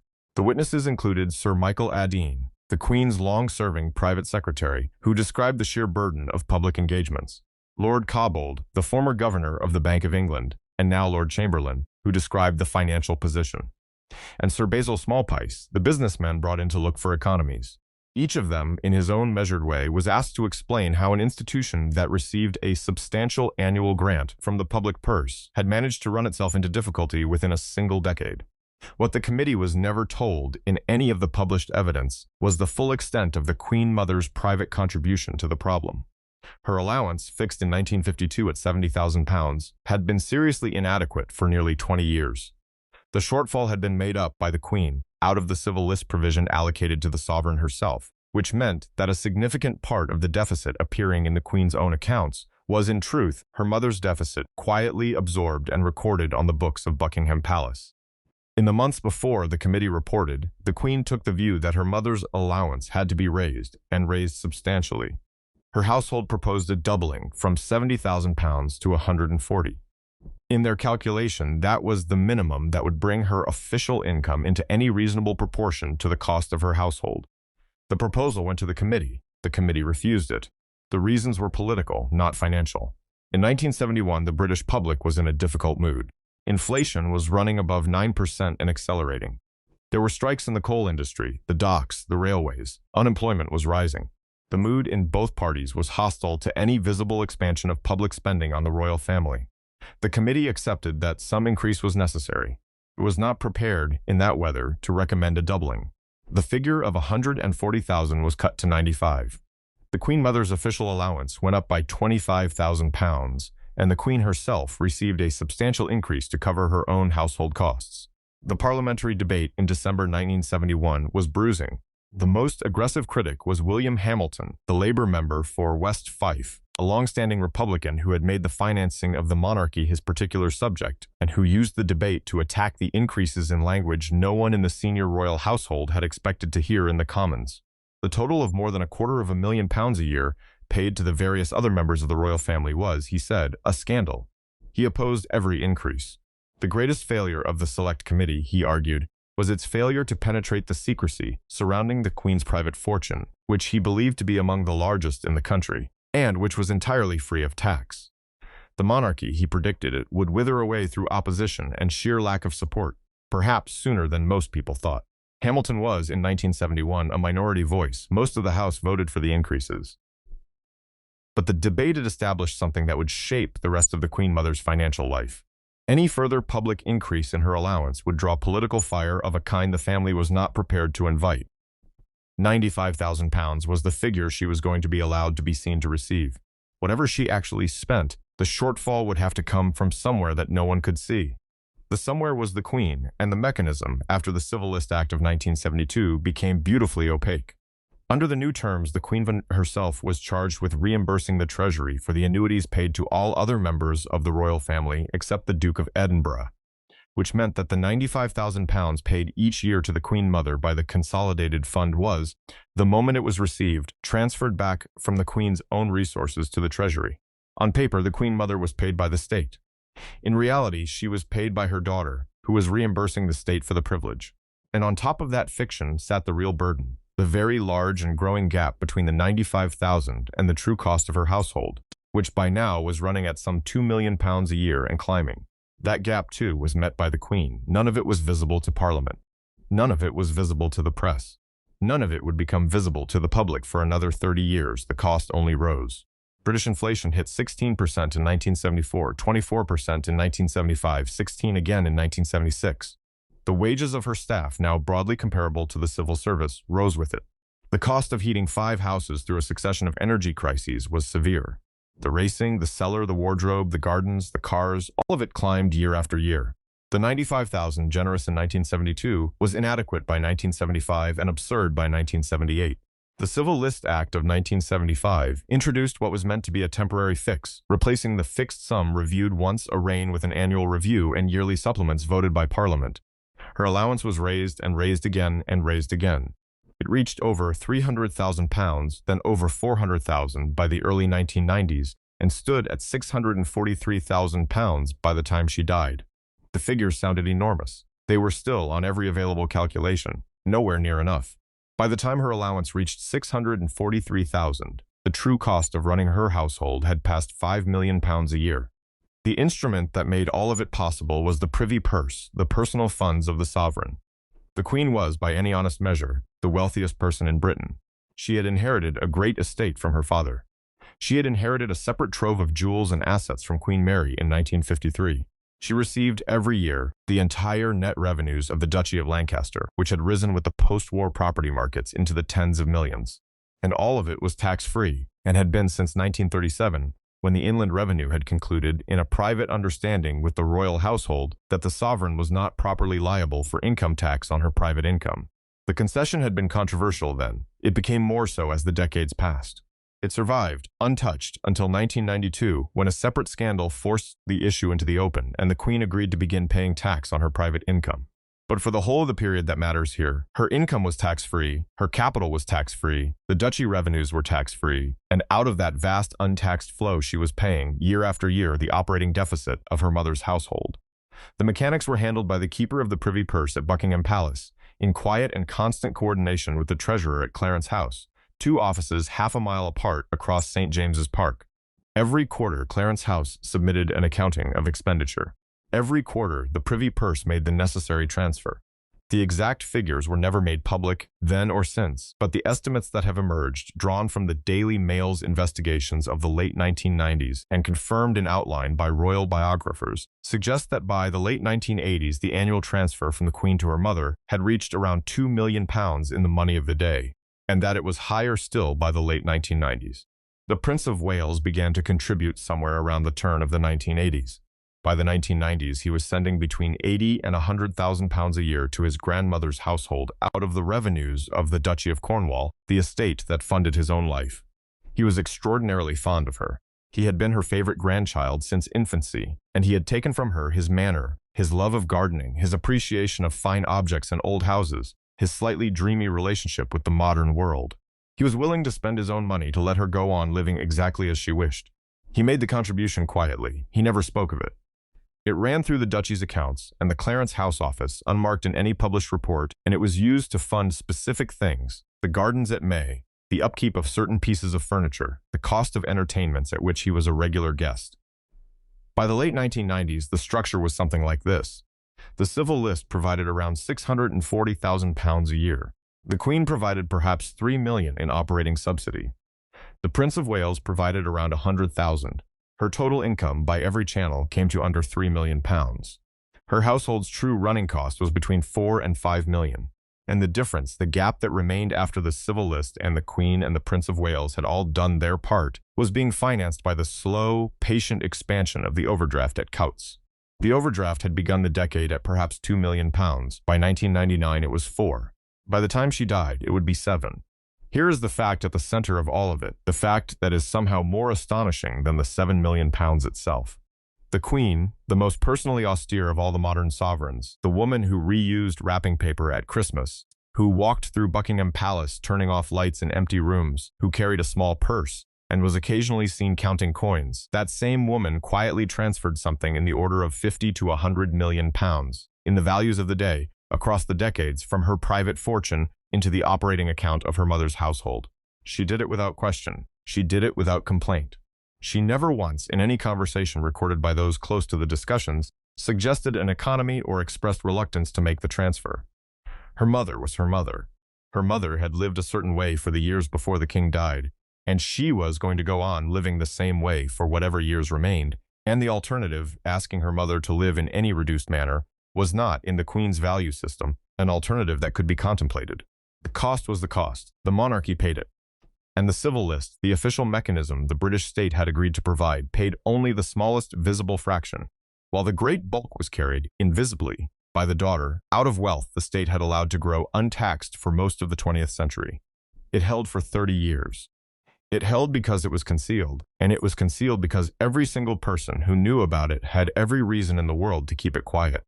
It would have held longer, very probably to the end, without incident, if a single newspaper had not begun, in 1999, to take a serious interest in the size of an old woman's overdraft. By the time she reached her 90th birthday, in August 1990, the system built to support her had been running in its mature form for nearly 20 years. The civil list arrived from the Treasury. The quarterly transfer arrived from Buckingham Palace. The Prince of Wales's contribution arrived from the Duchy of Cornwall. The Coutts overdraft absorbed whatever was left. The household functioned. The Queen Mother attended her engagements, gave her parties, raced her horses, drank her in, ordered her clothes, and lived exactly as she had always lived. The bills were paid late, but they were paid. And the press, for reasons that had become almost mysterious, continued to write about her with an affection bordering on worship. The 90th birthday marked the high noon of that reputation. A great parade was staged on horse guards. The bands of her regiments marched past. The Queen and the Prince of Wales rode in carriages behind her. The crowds were vast. The newspapers ran supplements running to dozens of pages. She received, by her household's count, more than 30,000 birthday cards from members of the public. She stood at the front of the saluting platform in pink Hartnell with a matching hat, smiling at every face that passed, raising the white-gloved hand at the precise angle of greeting she had been using for 60 years. She was 90 years old. She would live another 12. The first sign of the end was not financial. It was physical. In the early 1990s, she began to have falls, and the bones of a woman in her 10th decade do not forgive. In November 1995, she fractured her right hip at Sandringham, and the operation to repair it was carried out at the King Edward VII's Hospital in Marylebone. In 1998, she had cataract surgery.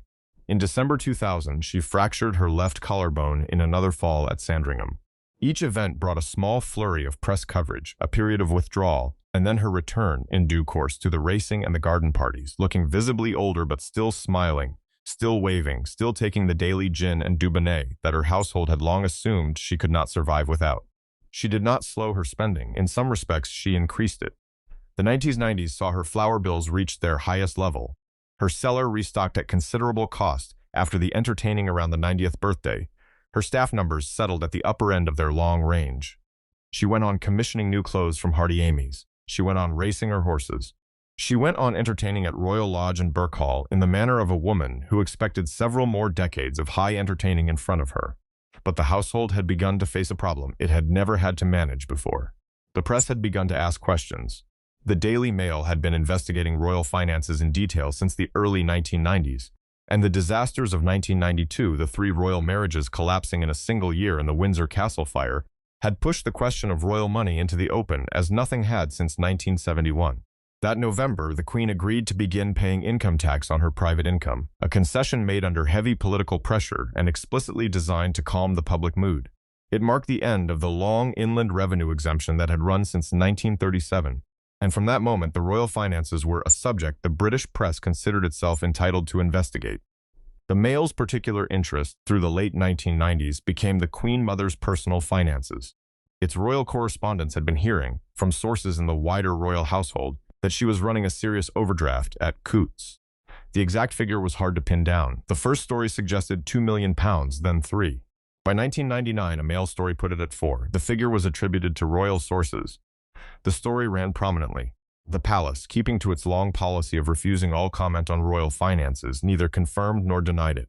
The story sat for a few weeks at the edge of the news cycle and then, with no further development to feed it, faded. But the figure was out. For the first time since 1971, the public was being told that a member of the royal family was personally in serious financial difficulty, and the difficulty was attached to a woman who was, by every measure of public affection, the most beloved person in the country. The combination was potentially explosive. It did not explode, partly because the figure was unconfirmed, and partly because she was about to turn 99, and then, magnificently, 100. The 100th birthday in August 2000 was the event the household, the family, and the country had been preparing for since the 90th. The crowds in the mall were estimated at 40,000. She appeared on the balcony of Buckingham Palace, frail and tiny but still smiling, beside her daughter and her great-grandchildren. The bands played, the Royal Air Force flew past. The Queen rode in a carriage past her mother's home at Clarence House and saluted her on the balcony there. In a moment, photographed from every angle and reproduced in every newspaper on earth, the household had pulled out every stop. The flowers in the rooms at Clarence House that summer ran into thousands of pounds a week. The catering for the parties she gave for friends and family ran into figures her treasurer did not write down. The full cost of the centenary celebrations, spread across roughly 3 months, was estimated, on the most conservative figure available from the household papers, at somewhere between £3 and £4 million. It was absorbed, like every other figure, by the network of transfers between the palace and Clarence House and the Duchy of Cornwall and the patient overdraft at Coutts, which had been £4 million in 1999 and stood, by the end of 2000, closer to 5. Reginald Wilcock served her morning tea on the day of her 100th birthday. 8 days later, he was dead. He had hidden the seriousness of his illness so that he would not cast a shadow over the celebrations of a woman he had served for 40 years, and he had succeeded, and the cost of his discretion was that he died almost as soon as the party was over. The Queen Mother attended the small funeral Talon arranged at the Queen's Chapel, Marlborough House. In a state of grief, her household had to manage carefully around the engagements still on the diary. She was 100 years old. She had buried now almost everyone. Her younger daughter was in worse condition than she was. Princess Margaret had suffered a stroke at her holiday home on Moustique in 1998. She had then, in 1999, sustained severe scalds to her feet in a bathroom accident at the same house, in circumstances never fully explained. Further strokes followed. By 2001, she had lost much of her vision and the use of her left side. She had been a heavy smoker since her teens and a heavy drinker since her 20s, and the bill for both had at last come due. The Queen Mother and Princess Margaret had been close all of Margaret's life. The Queen Mother had always indulged her younger daughter, partly in compensation for the throne having gone to the elder, partly because Margaret's mercurial, glittering, troubled temperament was perhaps the temperament the Queen Mother had secretly wished she had been free to develop in her own life. To watch Margaret decline in the last summer of their joint lives was for a woman in her 101st year a private agony. The two of them were photographed together at Sandringham, looking like the last survivors of a generation that had nearly all gone. In November 2001, there occurred one of those small public incidents that set, in retrospect, the tone of an ending. Princess Margaret attended the 100th birthday gathering of her aunt, Princess Alice, Duchess of Gloucester, at Kensington Palace. Margaret was wheeled in by Backstairs' Billy Talon, on loan from the Queen Mother's household for the occasion. She was wearing heavy dark glasses to shield her damaged eyes. She was visibly diminished, a frail figure in a wheelchair, where once she had been the most glamorous woman in the kingdom. A photograph was taken, the photograph was published, and the image of a sunglassed, wheelchair-bound Princess Margaret being pushed by the man the tabloids had spent 20 years enjoying as Backstairs Billy was an image the royal family had emphatically not wished to release into the world. The Queen, by all accounts, was furious. The palace took the view that Talon's judgment had been at fault in allowing the photograph to be taken. And Talon, who had served the Queen Mother for 49 years, who was now 76 years old, who had buried his partner the previous summer, was within weeks effectively sidelined. He was barred from the Queen Mother's private quarters. He was no longer consulted. When she died 4 months later, no one in the household telephoned to tell him. He learned of the death of the woman he had served for half a century from the radio, sitting alone in his small staff flat. The decision was, in human terms, brutal. It was also a sign of something larger. The household was tightening. The long era of indulgence, of the Queen Mother's preferences being absolutely paramount, and her staff's eccentricities absorbed without comment, was coming to an end, and the people quietly preparing the household for the period after her death were preparing a different and a colder kind of household. The financial cleanup that her death would require was already being planned. She knew nothing of any of it. Princess Margaret died at 6:30 on the morning of the 9th of February 2002 at the King Edward VII's Hospital in Marylebone after a final stroke. She was 71. Her funeral was held on the 15th of February, 50 years to the day after the funeral of her father. The Queen Mother, 101 years old, her broken collarbone still imperfectly healed, her balance so precarious that she could not stand unsupported, against the strenuous private advice of every doctor and every senior member of her household, insisted on attending. She was wheeled into St. George's Chapel at Windsor, into the chapel where her husband was buried, where her own funeral would take place 6 weeks later, and she watched the coffin of her younger daughter carried past. She did not weep where the cameras could see her. The photograph from that day, the small figure in black with her face composed and her hands folded in her lap, became the photograph of the end of a generation. The journalists noticed that her face was thinner than it had been at Christmas. Her household noticed the same thing when she got home that evening. None of them said it aloud. She had 6 weeks left. The final illness, when it came, was sudden but not unexpected. She caught a chest cold in the 2nd week of March. The cold became bronchitis. The bronchitis, in a woman of her age, became something neither her doctors nor her household could treat. She declined slowly through the second half of the month, attended at Royal Lodge by a small medical team that had been quietly enlarged since her daughter's death, with the Queen visiting every day from Windsor Castle a mile away across the park. She was conscious. She was lucid. She had given clear instructions about the end. She did not wish to be moved to a hospital. She wished to die at Royal Lodge in the room she had slept in since 1952, with her daughter beside her. She died at 3:15 on the afternoon of Saturday, the 30th of March, 2002. She was 101 years, 7 months and 26 days old. The Queen was with her. Her daughter Margaret had been dead for 7 weeks. Her husband had been dead for 50 years and 2 months. The longest royal widowhood in British history was over. The country's grief was immense, and it was sincere, and it was entirely innocent of the figures. The announcement came from the palace at 5:30. The crowds began gathering at the gates of Clarence House within the hour, and by midnight there were thousands. The body was moved to the Queen's Chapel, Marlborough House, and then to Westminster Hall, where she lay in state for 3 days. The queue to file past the coffin ran along the embankment, doubled back across the river, and at one point in the second night stretched for more than 2 miles. More than 200,000 people came. On the night before the funeral, her 4 grandsons stood the vigil of the princes at the 4 corners of the catafalque: the Prince of Wales, the Duke of York, the Earl of Wessex, and Viscount Linley. 20 minutes in silence, and the photograph was on every front page in the land. The funeral was held at Westminster Abbey on the 9th of April. 2,000 mourners attended. The coffin was drawn on a gun carriage by sailors of the Royal Navy. The crowds in the streets were the largest seen in London since the coronation of 1953. The Queen, who had buried her sister and her mother within 7 weeks, was visibly diminished and composed throughout. And in the early afternoon, the procession went on to Windsor for the private burial in the King George VI Memorial Chapel, where she was laid to rest beside her husband, and where the ashes of Princess Margaret, who had died 7 weeks before, were now interred beside the two of them. In the days that followed, 2 pieces of news were released, and together they told the part of the story the public had never been allowed to see. The first was the will.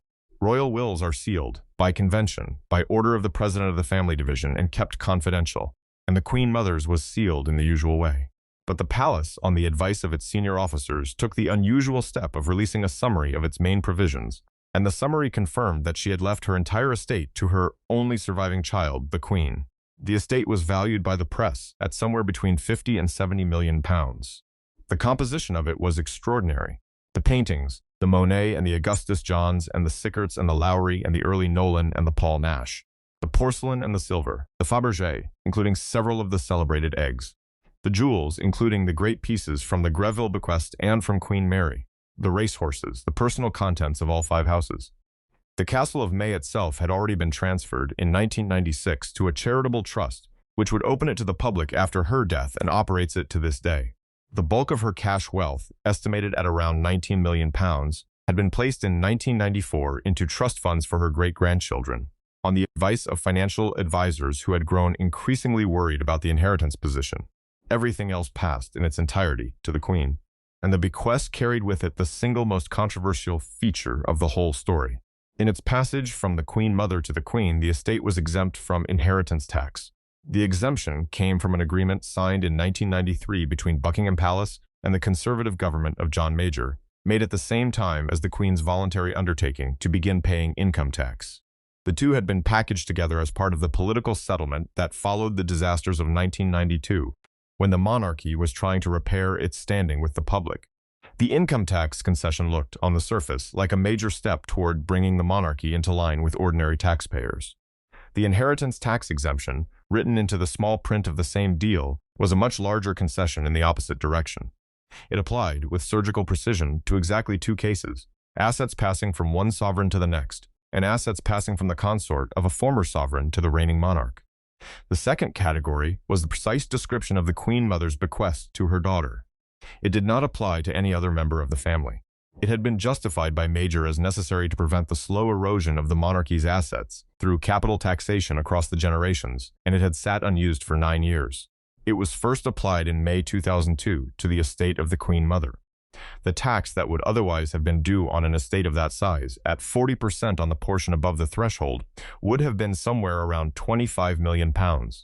The exemption saved the Queen, on the most conservative calculation, at least £20 million in tax that any other family in the country would have been required to pay.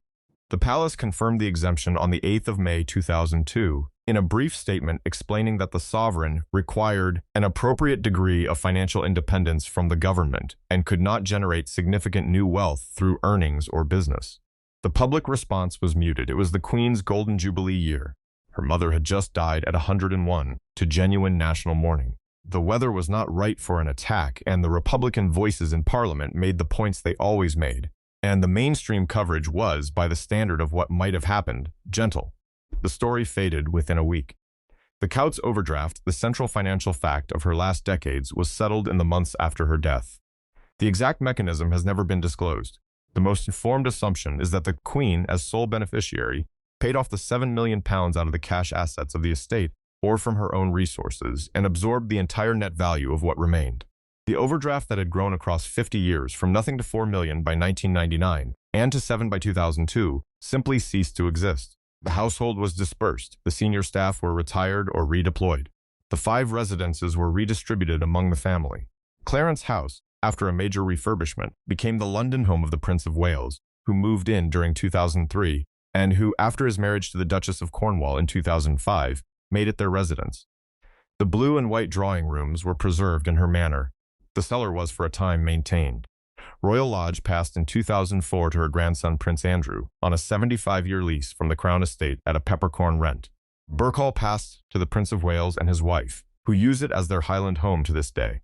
The Castle of May, in its charitable trust, opened to the public the year after her death and operates still, with the Prince of Wales, now King Charles III, as its principal patron. The Lord Wardenship of the Cinque Ports and the use of Walmer Castle passed in time to other holders. And William Talon, Backstairs Billy, did not survive her by very long. He had been sidelined in her final months. He had not been told of her death. He attended her funeral, and he stood at the back, and he was not invited to the wake. He was allowed to keep his Grace and Favour cottage on the grounds of Kensington Palace, but the active connection with the royal family, the connection that had been the entire structure of his existence since 1953, was over. He had spent 49 years as the first person she saw in the morning and the last she saw at night, and now there was no one to wake for, and nothing to prepare, and no tray to carry, and no gin to pour at 15 minutes past 12. He drank heavily. He developed liver problems. He gave occasional interviews to journalists, all of them careful, all of them refusing to disclose anything personal about the woman he had served, because the discretion that had been the principle of his whole life did not desert him even at the end. The cruelty of it was the silence. For 49 years, his days had been structured to the minute around another person's needs. The early waking, the breakfast tray, the morning clothes, the correspondence, the gin at 12:15, the standing and waiting, the being needed constantly, urgently, at every hour, and then, all at once, nothing. No one to wake for, no tray to carry, no bell to answer. No one, at 1 in the morning, calling him from his bed for a glass of water and the small dignity of being relied upon. A man can survive almost anything except the sudden removal of his entire reason for rising in the morning, and that is precisely what was taken from him twice over, first when Wilcock died and then when she did, and the second time without even the courtesy of a telephone call to tell him it had happened. He had given his whole self to a house, and the house no longer had any use for him, and he sat with that knowledge in a small flat in Kennington for 5 years while his health failed. He never wrote the memoir that publishers repeatedly begged him for. He died of liver failure in his small flat in Kennington on the 23rd of November 2007. He was 72. He was alone. The following year, the collection he had accumulated over 56 years in royal service, the small objects, the letters, the photographs, the signed Christmas cards, the gifts she had given him over half a century, was put up for auction by Riemann Danzy in Colchester. He had always said publicly that he intended to leave it to the royal collection. He had not done so. Among the lots was his Royal Victorian Medal, the decoration he had been given for his service. The whole of it, the entire material record of a life given without reservation to one woman, was knocked down to bidders over the course of an afternoon, and the loyalty of 49 years was converted at last into cash. What remains to be said is something about the meaning of it. The story is often told as a story about extravagance. The figure lends itself easily to that telling. The racing widow with her cellar and her 100 staff and her £7 million overdraft, the tiny woman in the pastel hat who could not be told to economize. That figure is real. The extravagance was real. The bills were paid by other people. But the deeper truth, the one the easy telling misses, is not about her at all. It is about what the British monarchy chose to do with its money in the second half of the 20th century, and about the daughter who made the choice. The Queen, the most austere of modern sovereigns, the woman who turned off the lights and reused the wrapping paper and counted the coins in her purse, was the same woman who transferred, without question and without complaint, something in the order of 50 to 100 million pounds across the decades from her own private fortune into the running of her mother's household. She did it because her mother was her mother, and because the role of queen consort to a wartime king carried, in her mind, an obligation that was hers to honor, and because the alternative was unthinkable to her. The cost was the cost. She paid it for 50 years in silence, and she never told the country she was doing it, and the country, which loved them both, never asked. It worked because it was concealed. It worked because the press, until the very last years, was not interested enough to penetrate the concealment. It worked because she was so beloved that any criticism of her spending would have been politically impossible without damaging the whole institution she had spent her life defending. And it worked because there was, in the family and in the household, an absolute and unspoken agreement that whatever the cost, it would be borne.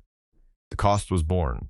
She lived in 5 great houses and ran a stable of racehorses and entertained her friends in a manner her own younger daughter could no longer match, and she did it for 50 years past the death of her husband, on the back of a civil list allocation that paid for less than a third of it. And she did it without ever once, in her own mind, registering that there was any question to be asked. When she died, the books were closed, the estate was transferred, the overdraft was settled. The inheritance tax was avoided through an exemption engineered 9 years earlier for precisely this case.